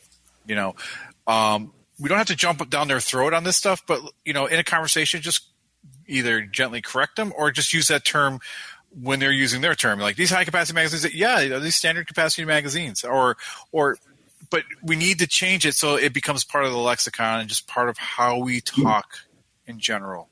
And I just think there's a lot of things out there, like they do with the red flag laws. When you hear that term, it doesn't sound like, red flag law. It doesn't sound that bad. What it really is it's the unconstitutional ability of law enforcement to take away your Second Amendment right. Now, when you say it like that, it makes it like, red flag law sounds pretty bad. You know, so we need to use the correct vernacular. We need to change the narrative, and we need to do it so that people really understand what's going on. Because again, the magazine, 30-round magazine, is not a high-capacity magazine. It's just a magazine. You know, it's just a regular it's actually a standard magazine. So I want to hear your thoughts on it. I want to hear your thoughts on it. I want to hear terms that you guys don't like use that could be used better, that would be more appropriate for us in the 2A community. For me, it's assault rifles. That's one that gets on my nerves a lot, that I try to avoid using at all costs. And standard capacity is something that I try to say, but it's so easy to get sucked into that and be like, high capacity, but just because you hear it so often parroted in the enemy media. But yeah, no, I think that vernacular is important. But here's the problem: like, for us, for the people that listen to our show, the people on our Instagram and Facebook page, like there's a level of education about these things that I don't think the general population holds, right? So, Aaron, when you talked about like your father-in-law, how did he refer to magazines? Clips. Exactly. And you're never going to change him. You're never going to do that. You're never going to change his mind. Clearly because he's dead, but right. I mean, he doesn't really have much of a mind left. I mean, technically you won. But yeah, I mean, you're not going to change that. And if you just go stand in a gun store for a half hour and listen to the people who are talking, a lot of time it's the clerks and people behind the counter as well. They're going to talk about high capacity magazines or whatever it happens to be. Jeremy, like how many times do people come in and mention stuff like that? High cap mags, hardly ever. Right. What do they mention? Unless they want that Stendo. I mean, the Stendo's pretty baller, right? Honestly, the terminology that people get wrong most of the time is it's the Clip magazine thing, or it's the I mean, that's the one that comes to mind. Most people have no idea what NFA is, and definitions between them. I can't think of anything that really sticks out. I mean, other than like your idiots that are like, "Oh man, I got a Glock 40," and you're like, "Do you want 40 Smith & Wesson?" No, it's for a Glock. What model Glock? It's Glock 40. 40 what? Like, those people exist, and it's hilarious and infuriating. Let me ask, when people mention the word clip, do you correct them? And that goes for any. I honestly do. Yes. I don't all the time. It depends on how annoying they're being and if I really want to make them feel like an idiot or not. The bullet and you got a box of 9. I had a friend that worked at a gun shop, and he kept a box of 9mm reloading bullets behind the counter. And when somebody walked in and asked for a box of 9mm bullets, he would literally put them on the counter. Although it's really funny when you get the guy who is a reloader and that's exactly what he wants, and somebody hands him, he's like, I need a box of 115 grain 9mm bullets, and somebody the clerk hands him 50 rounds of live ammo, and he goes, no, I need reloading bullets. And you're like, oh, you're that guy. Okay.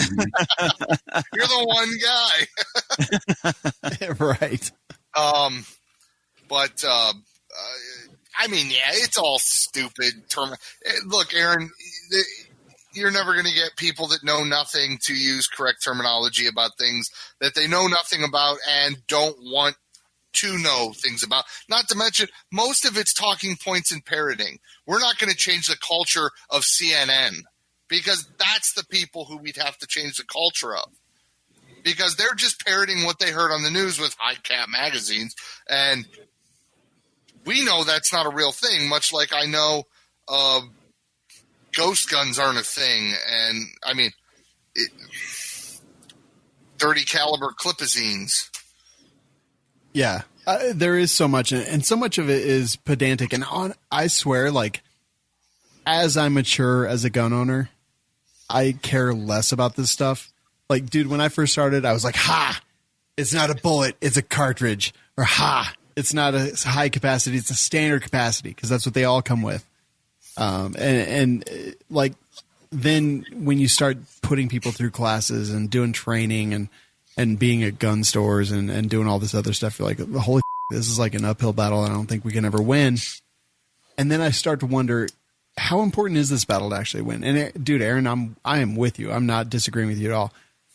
This is just kind of my progression as I've gone through this. I'm like, how important is this actually? Do I really take the risk of making someone feel stupid because they called it a clip instead of a magazine? And that's totally wrong. And I know it's wrong. And it made my skin crawl when they did it. And the hairs stood up on my neck, and I wanted to punch them in the neck until they passed away. How important is it for me to actually correct them? Or do I just kind of go along with it and we end up on the same page and everything's good to go? And they have their incorrect vernacular, but ultimately it is unimportant, I guess, in this grand scheme of things. Savage? I'm not going to say it's unimportant because it's literally a propaganda war. We have these mainstream media outlets, which are the enemy, that are propagating this, and they're fed this information by I like you a little bit right now. Yeah.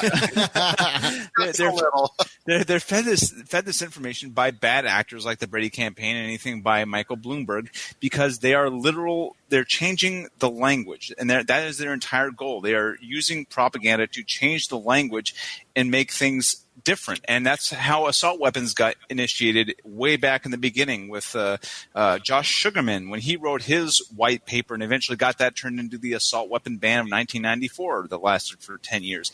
And then it turned into assault rifles, and then it became high cap, clips and whatnot. And the same thing with mass shootings. What do you mean by assault rifles? When they're mistakenly referring to semi-automatic rifles as assault rifles. Okay. Yes. That was something that I caught on a news program or something. Yes. A guy, assault weapons, made up term, yada, yada, yada. Though it's been used long enough in vernacular, I guess it actually does have a definition. But it doesn't. Legally it does.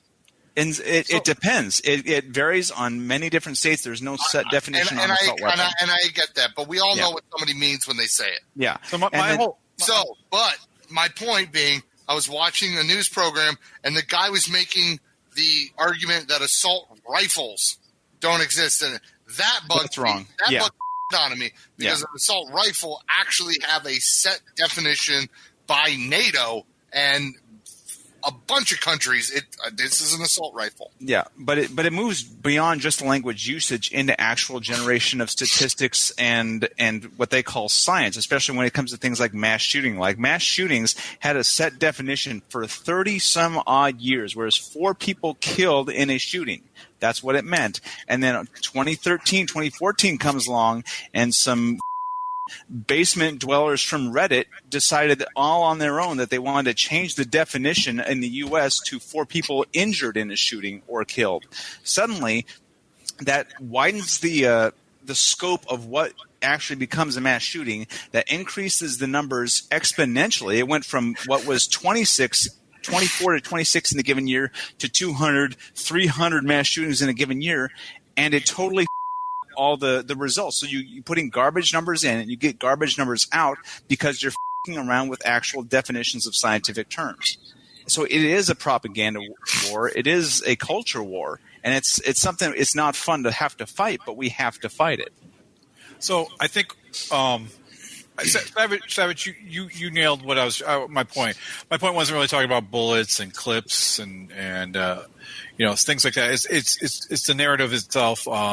The whole standard capacity versus whatever extra capacity, whatever it is.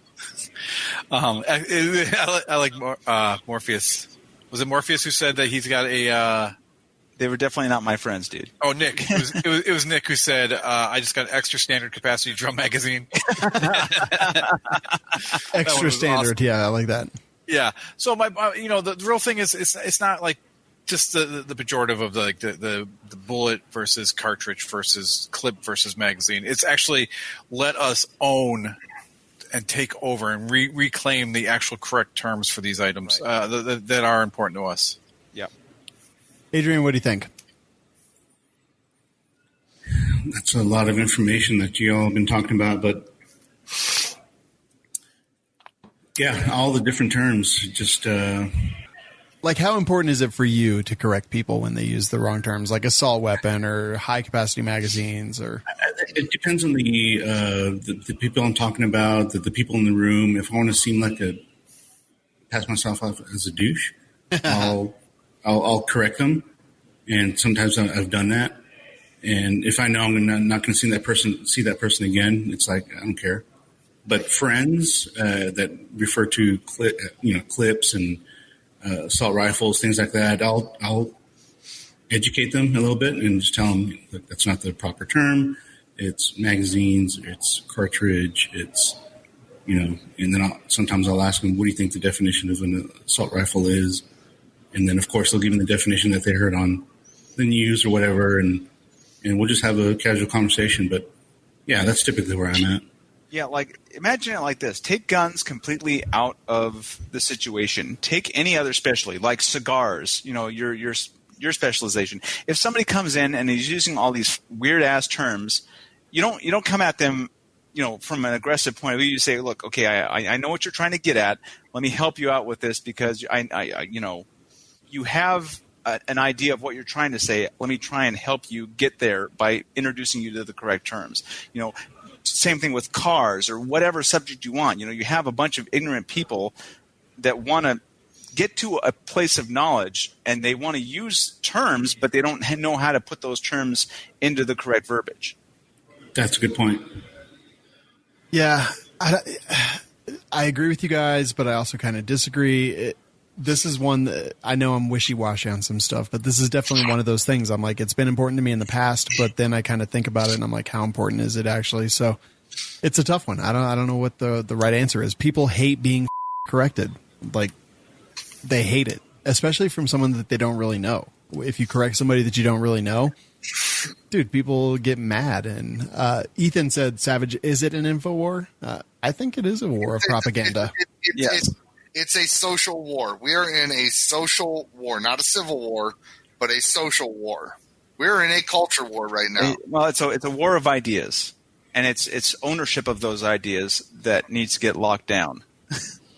Because the people who know what they're talking about in the subject matter experts need to be the ones that dictate the language, not people who are trying to co-opt that language. Well, I blame 24-hour news cycles.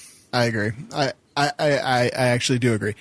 I think that we have a responsibility to use the correct terms. And I think we do for the most part. Like occasionally I'm sure we'll slip in and say, high capacity magazine or something like that. But in general, we try to say standard capacity. We try to say modern sporting rifle. We try to say all these things and not fall into that same stuff. And I think that if, the people who are out there that have large audiences try to actually do that, try to use the right terms, then that will filter down through those people and eventually, hopefully, filter down to other people that are not exposed to our show or our audience or anything like that. So I think I don't like the term modern sporting rifle. I don't have a problem with it per se. It feels sturdy. I have a big problem with it. It was developed in the 50s. It's not modern. I like that. What do you call it? I just say like AR-15. Oh yeah, AR-15. I just don't like modern sporting that says that it's a new thing. It's not. Gene Stoner designed this back in the 50s. This is not a modern rifle. This is a rifle of our forefathers. Modular sporting rifle would work a lot better in my opinion because it is one of the very few guns out there that is modular. It's the reason the ATF had a problem with or that guy, they dropped that lawsuit. We're going to be talking about that. Don't worry. Yeah. I know. But that's the thing. When they wrote those laws in 1934 and 1968 subsequently, even though the rifle did exist, they didn't know enough to actually, put it in the law. And laws only say – I do like Sargon of Akkad. The laws only say what they say. They don't say what they don't say. That's the thing about laws. And the problem with that is everyone interprets it their own way. It's true. There's only one way to interpret. I mean, it's true. There is interpretation within the law. That's why you get different opinions on the Supreme Court. They've all interpreted it a different way. You get opinions on you get a lot of opinions on the Supreme Court from some activist judge who got put there by a dickhead president, because they know that they're going to use their opinion as they don't look at what the law says. They just say, "Well, this is my opinion, and I don't think that's the way it should be." That's the problem with judges. I don't think enough of them are. I think there's too many activist judges in the country. I don't like the term modern sporting rifle. I don't like that. That term has always irked me wrong. I definitely feel the same way. Morpheus said the only time it's acceptable to use the term high-capacity magazine is when it's used in reference to a legal discussion where the state actually has legal definition of, he says, plus 10 capacity magazines. But like Colorado, anything over 15 is considered a high-capacity magazine as of July 1st, 2013, yada, yada, yada. Stupid that has never done anything for the state except infringe on the freedoms and civil liberties of U.S. citizens. But we have that defined by law. And, yeah, I agree with that. I agree with so much of everything you guys said, but... If I'm talking about a 120-round drum mag, I'm going to talk about a high-cap mag. Yeah, that to me would be a high-capacity mag. Yeah. Yeah. I agree. And common use. I mean, are these things in common use? And if they're in common use, should they be delineated that way? I don't know. What I think is funny is Morpheus wrote all that out, but he, instead of spelling T-O, he used the number, the number two. Like, everything he wrote out except for the number 2. He's hip as bro. He's woke. All right. This is time for Going Ballistic, brought to you by Second Call Defense. So here's the thing. Second Call Defense is basically self-defense insurance. If you have a firearm at your house, and so I recently sold my house and moved in, downsized hugely. I moved it actually into an apartment, which I am loving, by the way. And you're a bachelor now. Bachelor pad. I'm not a bachelor. You're a confirmed bachelor, from what I understand. That means you're gay. I was like, I don't know what that means. But yeah, that look like no, like Second Call Defense. Like, I'm in a place with more people, and I read news stories constantly. So you might get shot by a cop in your own apartment. Yeah, dude, yeah, you never know. So having this is super important because I have a gun with me at all times. I carry a gun 24 hours a day. If I am in my bed, I don't have my gun appendix carry. If I'm in my bed, I literally have it sitting right next to me on the nightstand, and I have one all the time. And I have it just in case the worst day should come. And if that day should come after the smoke clears and my hearing returns, I'm going to need legal help. It doesn't matter if I did everything right. I'm going to have to talk to police and possibly attorneys and things like that. And that's why we have Second Call Defense. So go check them out. WeLikeShooting.com/SCD. They take care of everything. Day one, $1. Everything is handled. They get you attorneys and experts and pay for criminal and civil defense and even possibly awards if necessary. So go check them out. Get a free month and a free T-shirt just by going to WeLikeShooting.com/SCD. Savage, take it away, buddy. Well, we're going to have some run over from last week because there's a very important topic I am excited about in that NYS RPA versus NYC, the suggestion of mootness. Wait, hold up.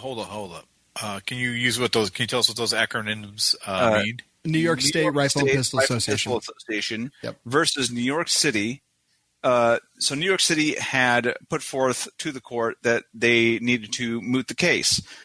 So that because they basically put forth that because they had reversed the law or parts of the law, that the law was no longer infringing on people's rights, therefore the case should be mooted. However, the courts did not see that. Supreme Court does not see that as valid. So they pushed forward to hearing oral arguments on the 2nd of December. So between the 2nd and the 7th is going to be game on time. Now, it is possible that once they hear arguments for mootness on the 2nd, in court, they might decide to go forward with it. However, if they decide not to, specifically because our side, the plaintiffs, have argued very well that New York State and New York City have been playing a lot of shady games and trying to over the Supreme Court's process, the Supreme Court might decide to go forward. So there's a couple things that could result from the case so far. So if we win, which now there is a decent chance that we can, as long as it doesn't get mooted, there's 4 things that could possibly happen. The number one and the best possible outcome would be categorical rule changes to rulings on the Second Amendment. So if this is the case, that'll mean that clear lines will be drawn, and any law that crosses those lines are unconstitutional, period. So there will be like basically a list of rules for how every single court in the United States will have to abide by in order to rule on a Second Amendment case. That's the best possible outcome because those will be very clear, and that can end up knocking down a ton of laws that are on the books nationally and statewide. So strict scrutiny is here. It says it's hard but not impossible for the government to prevail. The exact definition differs based on its use in constitutional law, but typically a 2-part test, compelling government interest and using the least restrictive means. That's still heavily in our favor, though again, not the preferred method.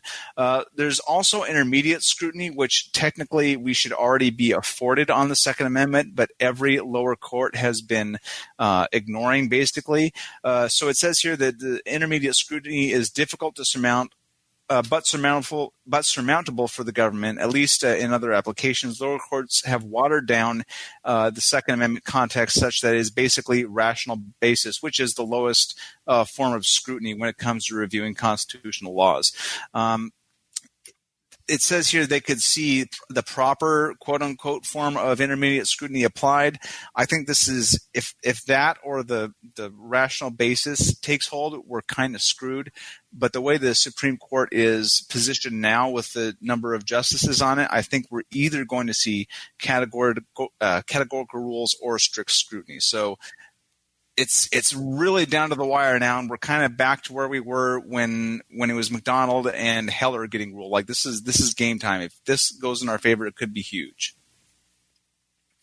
Guys, how huge would you say? Like the size of a whale, size of a fish, a whale fish, a whale shark? Well, if they rule categorical rules, everything that most gun control laws could be wiped out. in just a matter of gun pro-gun organizations suing the states and getting them removed based on those rulings. I mean, it could be within 5 years we could see a reversal of most gun control in the United States. So what would that open up? What benefits would that give us? It would get rid of assault weapon bans. It would get rid of high capacity magazine bans, quote unquote. Most of the bans on firearms that you see right now, like in Massachusetts and Baltimore and New York State and California with their handgun roster, that stuff would all get wiped out. Washington State. Yeah. Well, there's not a ban on Washington State. They redefined what qualifies as an assault rifle, which is every single semi-automatic rifle. That doesn't ban anything, but it prevents future bans. Gotcha. So it would make a big deal. But again, oh man, it's just such a domino effect that, the thing about dominoes is if they're not set up correctly, they all don't fall. Yeah. And that's going to be the biggest issue that you're going to see. Are you guys still talking about the mootness? No, we're done. Yeah, dude, it's huge. Like it was a great day when this happened. Yeah. So we'll see what comes up in December. It's still a couple months away, but it's going to be a year to remember, either good or bad, depending on how it goes. Anyways, moving forward, so bump stocks. Everybody knows here that they were banned federally, but technically not banned. And I think something interesting that we're finding out from the court cases that have been being brought forward against the ATF is the ATF is having to admit that their determinations are not actual law. And that's a very important thing to take into account here. So they've already admitted, as far as bump stocks go, that it wasn't a law when they banned them. It was a suggestion. They said it was a suggestion. But part of that suggestion resulted in about 1,600 bump stocks getting turned in. And that was 1,600 bump stocks out of about 520,000 or more, which, if you do the math, comes out to about 0.3% compliance. So everybody who lost their bump stocks on a fishing trip, kudos to you. You did right by going on a boat ride. Maybe, unless they get caught right now. Even if they get caught right now, because the ATF has already admitted in court that it is not law, and that it is a suggestion, and they are already backing down in other cases regarding their ability to issue rules. And we'll get to that actually in this next story, unless you want to comment on this specific one. No, I mean, yeah, it's a huge failure. It's the dumbest thing ever. We all know it. You can go to. But wait, hold up one second. Mm-hmm. It's policy, though. They make policy, right? They don't make laws; they make policy. Yeah, they interpret the laws that are on the books. They interpret enforcement. And, they interpret enforcement. That doesn't necessarily mean that their interpretation is according to the law. Right. That's what the courts will decide. Yes, and it's like basically when the government makes a new law, and it's challenged in court, then they're like, oh, okay, well, no, it's not like that at all. It's there's a law, right, and they make determinations based on that law that have no specific definition within the law. So they're making their own law outside of the law that is made by Congress. That is essentially what's going on. They're enforcing it as law, but it's not law. It's an opinion based on however they feel that day. Yeah. So this definitely comes to a head in the next story, which was really surprising, kind of came out of nowhere, and now everybody is talking about it when it comes to receivers. Now, a recent case came forward, and the guy pled down to a lower charge. He was given that option by the prosecuting attorney because the prosecuting attorney did not want the judge to make a determination on this, because this would have really up the ATF big time. So it's kind of unfortunate for us, but it gives us a huge hint as to things going forward. So this guy made a bunch of 80% lower receivers, and he was basically selling memberships to a club where you could come in and complete 80% lowers in a rifle build parties at his shop.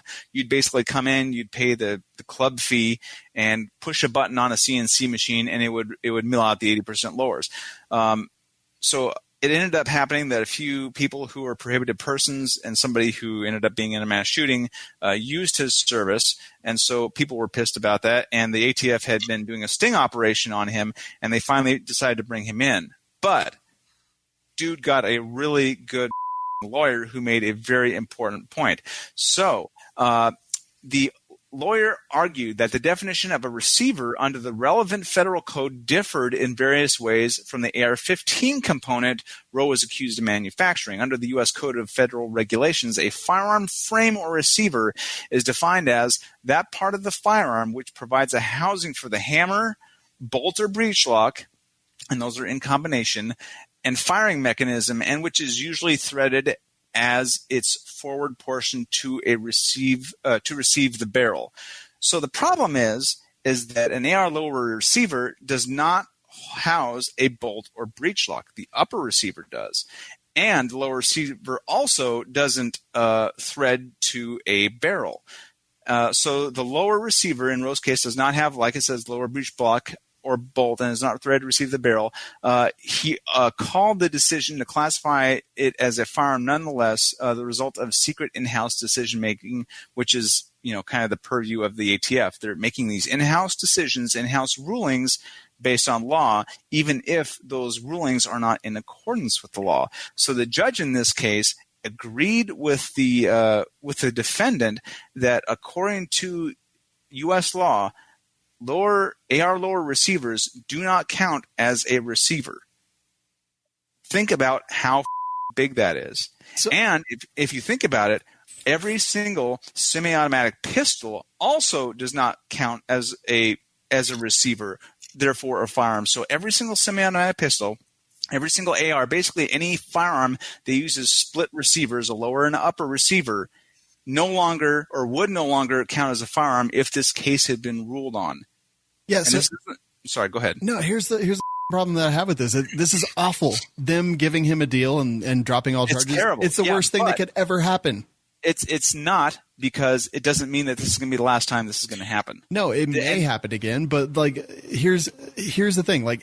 If they had gone and he had lost or whatever, they take that to the Supreme Court. Maybe the Supreme Court chooses to take this if they want to overturn the lower court's ruling, and that's fantastic, because then the fucking GCA is just basically defunct if it goes our way, right? But them dropping the charges, cool. It sucked, but because of that, because everything here is on the records now, anybody who I've sent this out to Stan Belia. Lord knows where anybody else is going to go with it. But an opinion like this coming from a judge holds weight.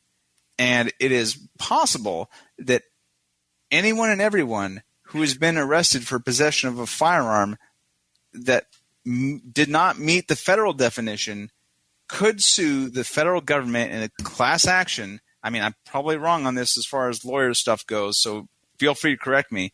But I would see all these people being arrested having the ability to sue the government for wrongful imprisonment because they were not arrested in accordance with the law as it is written.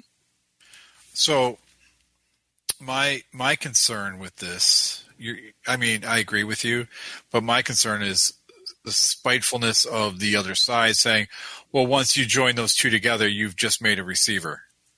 When you put the lower and upper together. Now both of them are controlled. Yeah. Exactly. But that's not been – I don't think that's supported by law at this point. Because it now houses all those parts that you talked about. Once you put those two pins in, you've now created a receiver.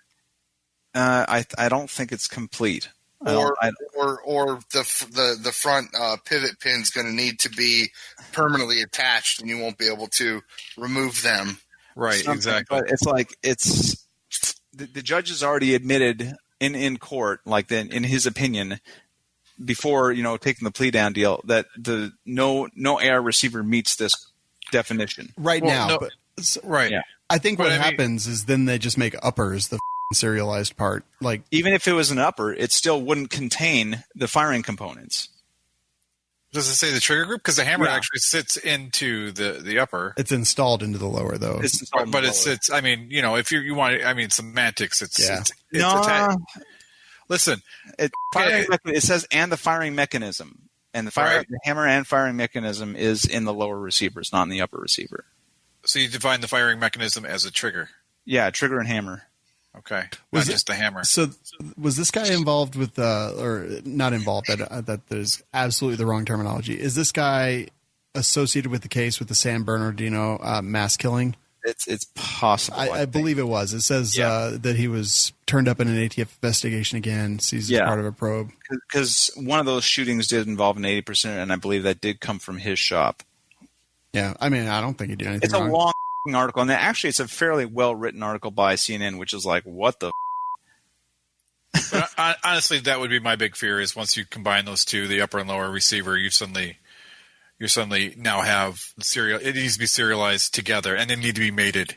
I don't know. This is a Kleckner question.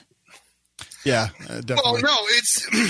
No, I'm just saying that's what they could do if Democrats got control of the House and the Senate. So you're talking about a new law, though.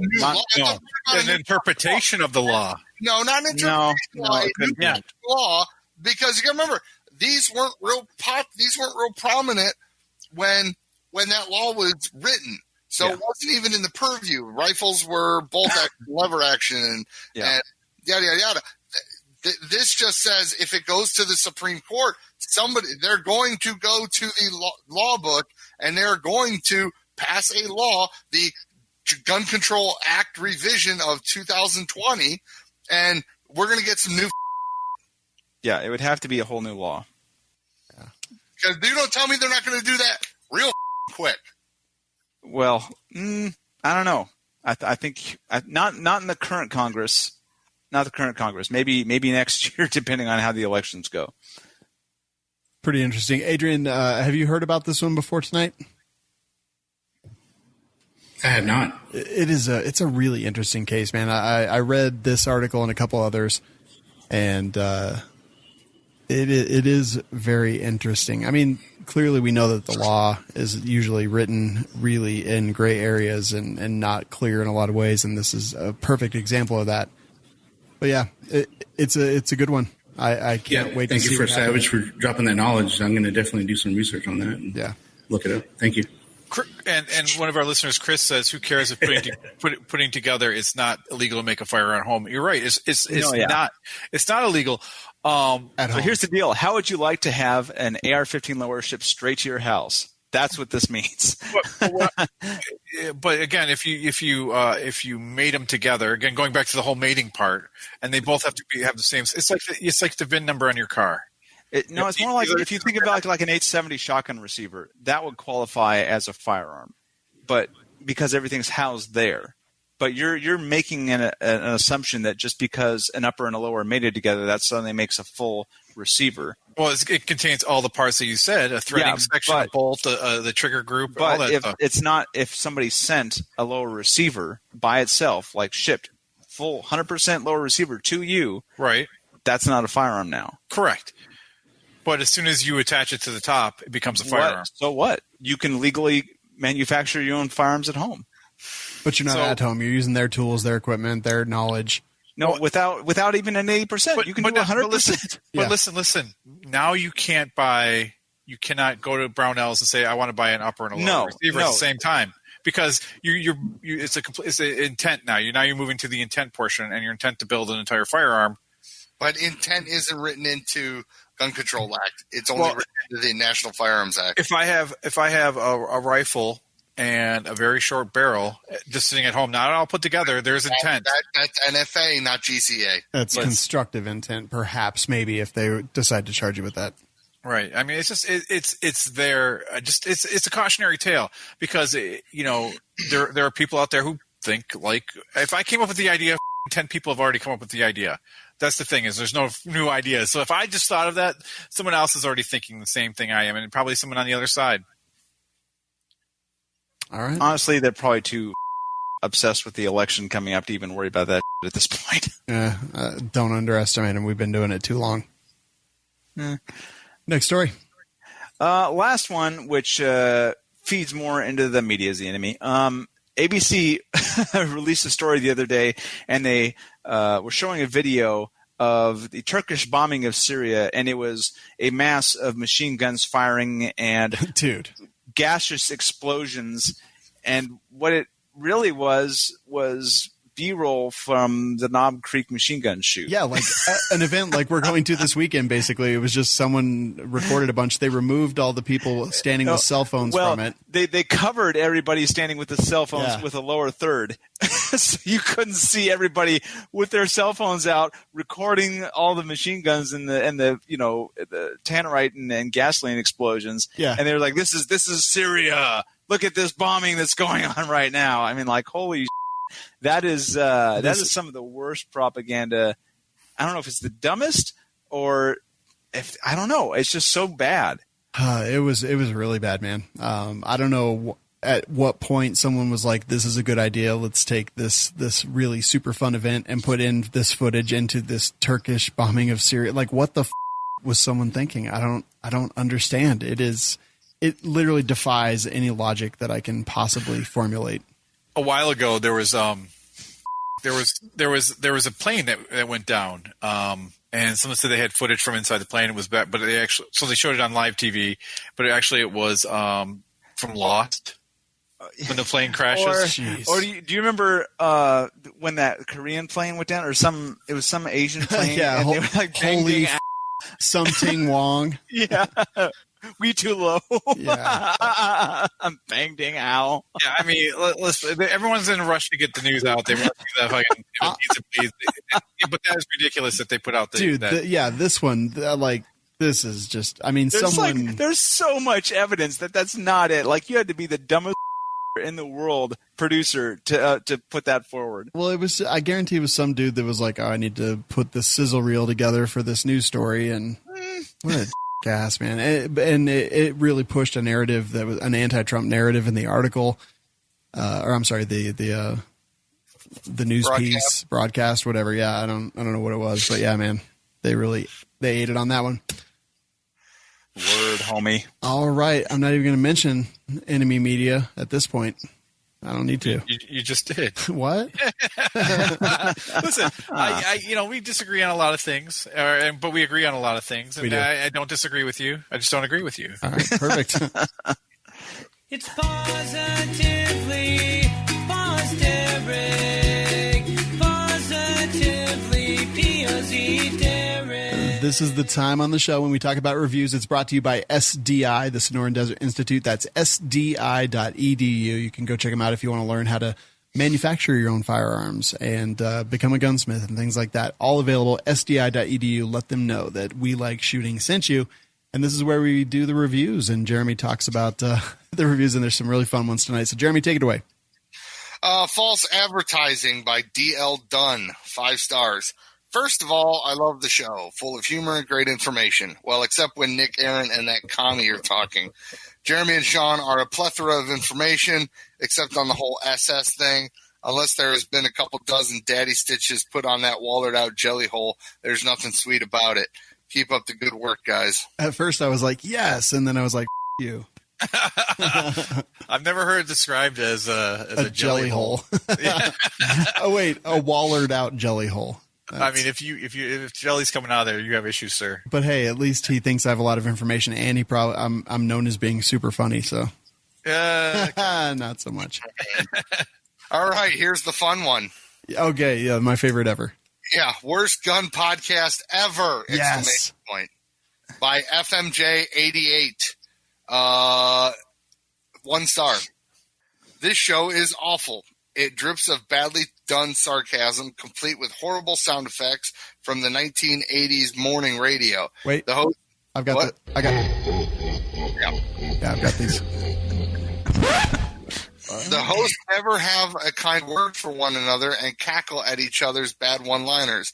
Any real firearms news is lost in their juvenile antics. Do yourself a favor and skip this podcast. So this is one of my favorite reviews ever. We've got more reviews than any other show on the Firearms Radio Network, and like 99% of them are 99.8% of them are 5-star. So when we get 1-star reviews, I really take a look at them and see what's going on. It's been like more than a year since we've gotten one. And it's amazing. So I went out and I made a T-shirt that had this review on it and our logo, because it's the most amazing thing ever. It's available on our website. You can find it. Just Please go buy this shirt and wear it around so everybody can see how terrible our show is. It's so fucking great. Like, this is the best shirt that has ever literally existed. I think I can find. Let's see. Yeah, here we go. All right, fine, I get it. Whoa! What happened? What was that noise? That was me. Sorry. Oh, okay. I was so scared right now. I was like, "What happened?" I did this. All right, let me share my screen, and then here it is. All right, and then bring. Okay. Oh, no. How do we? Where'd it go? Okay, there it is. So there's the shirt, and if you zoom in, you see there's the whole 1-star review on there with "We Like Shooting."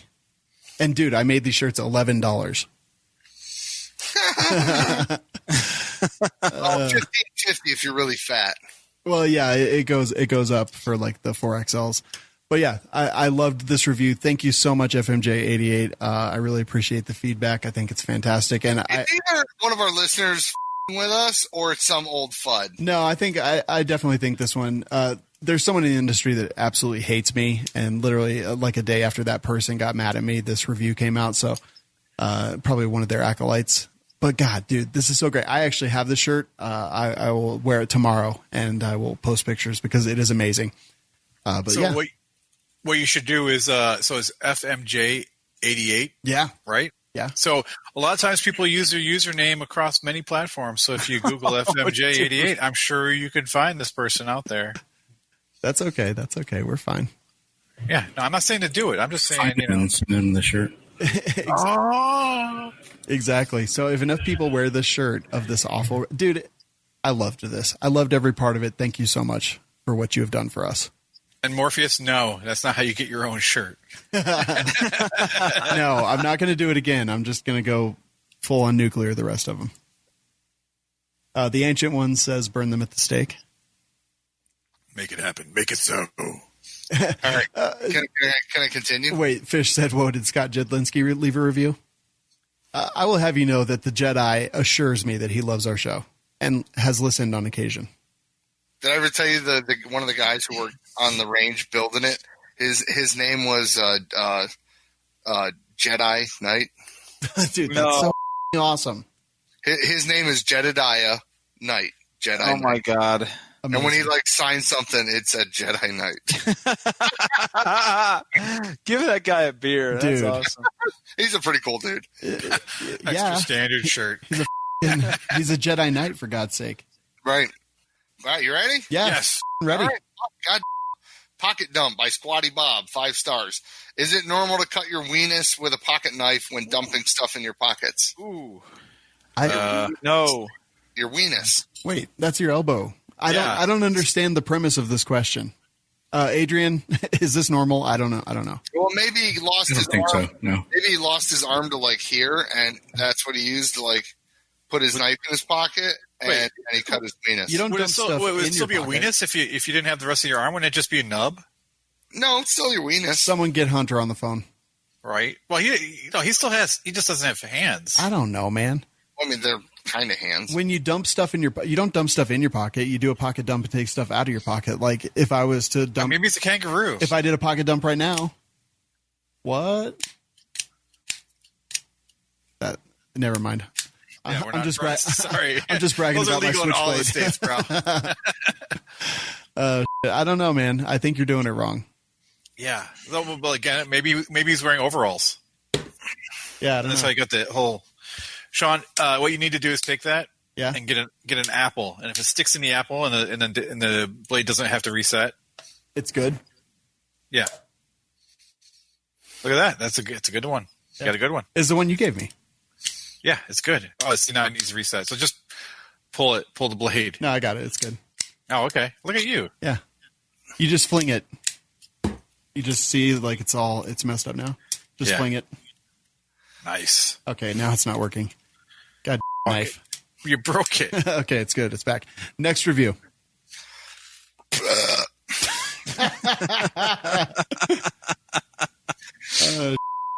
Knife Hands by Sergeant Sater. Sater? Sergeant Sater. Yeah, that's what it says to me.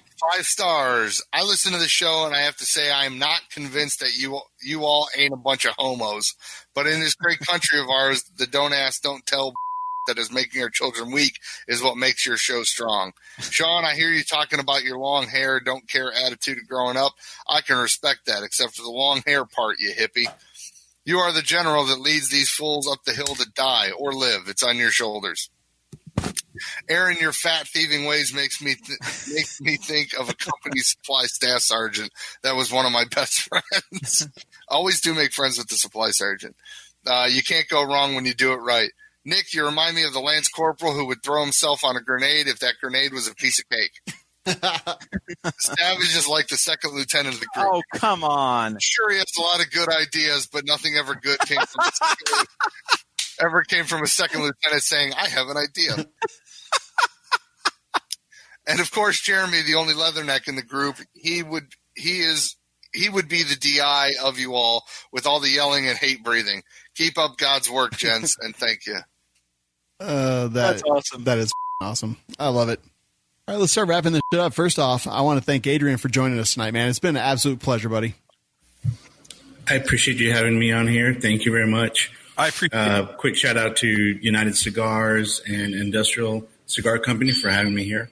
So badass. And we like shooting. Thank you very much. Absolutely, man. Hey, remind people where they can find you online. Yeah, Cigars and Guns, Instagram and Facebook. Give us a follow. Check out the badass photos we post. Nice. You got links to United and all them on Instagram and all that good stuff? I do. I'll send you some show notes that you can throw on there. And, perfect. Where they can find the United Cigars. And if they're ever in Texas and Frisco, and come over to Industrial Cigars. Hell yeah. I need to go there. I love Texas. Were you not here for the NRA? No, I was actually, yeah. Yeah. Whereabouts in Texas are you? So Frisco, Texas is where this is located. North Texas, about 45 minutes from Dallas. Okay.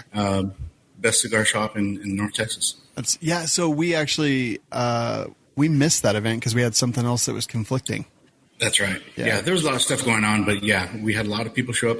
Brian Ellis, we had a big event here for the NRA, and I think that was one of the biggest events that we had here.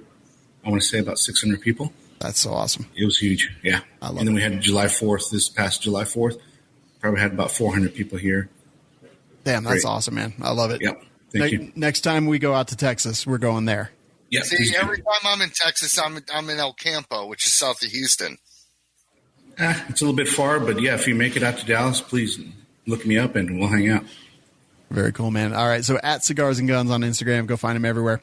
And guys, you can also go to lovewls.com. There's 4 things you can do there. You can join our cult. All hail the one with the coin. Apocalypse. I think this is the old one. Supremely. Yeah, that's the old one. The new one's way better. I need to make sure that's in the soundboard, but it's not. So we got away from Patreon. Patreon is taking steps to remove Second Amendment content from their platform. We decided, hey, enough's enough, and we launched our own, and it's cult based because everyone says that like our listeners are a cult, so we thought we'd enjoy it and have fun. It's not actually a cult; it's a cult. But there's all kinds of cool stuff, like even this hoodie that I'm wearing right now. That's our cult logo. All kinds of cool cult stuff, cult coins, stickers, patches, all kinds of other stuff. So if you like the show and you want to support the show, FMJ88, I'm talking to you specifically. Go to lovewls.com and click on support the show. $1 an episode. If you think it's worth that, cool. There, I saw the ancient one is out here. That's much more per episode. And you know, every level has its own rank. And every rank has its own prizes and rewards and things like that. So it's pretty awesome. But everyone is, in fact, rewarded in the final days. Everyone is. And every cult reward that gets shipped out ships with grape Kool-Aid. Don't worry about it. We will let you know when it is time. Can I point out how mad I am we didn't do the show tomorrow? No, why? Because Letterkenny season 7's on Hulu today. Dude, I know. I'm going to watch it when I get home, actually. Does it have 7 seasons already? Yeah. I need to start watching. Fucking figure it out. That's what I says to Savage. Fucking figure it out. But you can also find our advertisers, their links to their websites and their coupon codes at lovewls.com, our rooftop reward program, and our shop where you can buy that FMJ 88 one-star review T-shirt, which is amazing, and all your friends will be super jealous. And it's only $11, so even better. We always say join a gun-related advocacy group such as Firearms Policy Coalition, Gun Owners of America, Second Amendment Foundation, whatever it happens to be. And there's a rally going on very, very, very soon. I forgot the date because it's November 2nd, 2019 on the Capitol lawn in Washington, D.C. It's the Rally for Our Rights. Lots of people are getting involved, and it's definitely going to be a good time. So show up there. I think I heard Tim Knight say that he was going to be there and be a speaker. All kinds of other people. Maj is going to be there. Jeff Knox, Diana Muller, John Patton's going to be there. Chris Chang, Josh Prince, Kevin Dixie, Iraq Vet 8888888888. Ken Blanchard, Black Man with a Gun. We had him on the show a long time ago. Lots of people are going to be there speaking. If you can be there, November 2nd, 2019, Capitol Lawn. If you want to find out more, secondamendmentrally.com. That's 2ND amendmentrally.com is the place you can go. And don't forget, these are individual rights, guys. It is not up to Firearms Policy Coalition, Gun Owners of America, Second Amendment Foundation to do our work. We are the people out there. We are the people. We are the gun lobby. And these individual rights, if we don't fight for them as individuals, we will lose them all. Some good news coming out lately, and we want to keep that good news up and see where we can take it. We always give out the suicide prevention line. Number's 1-800-273-8255. That's 1-800-273-TALK. Or you can text the number 741-741. We've now given that out 320 times on this show and 130 times on Double Tap.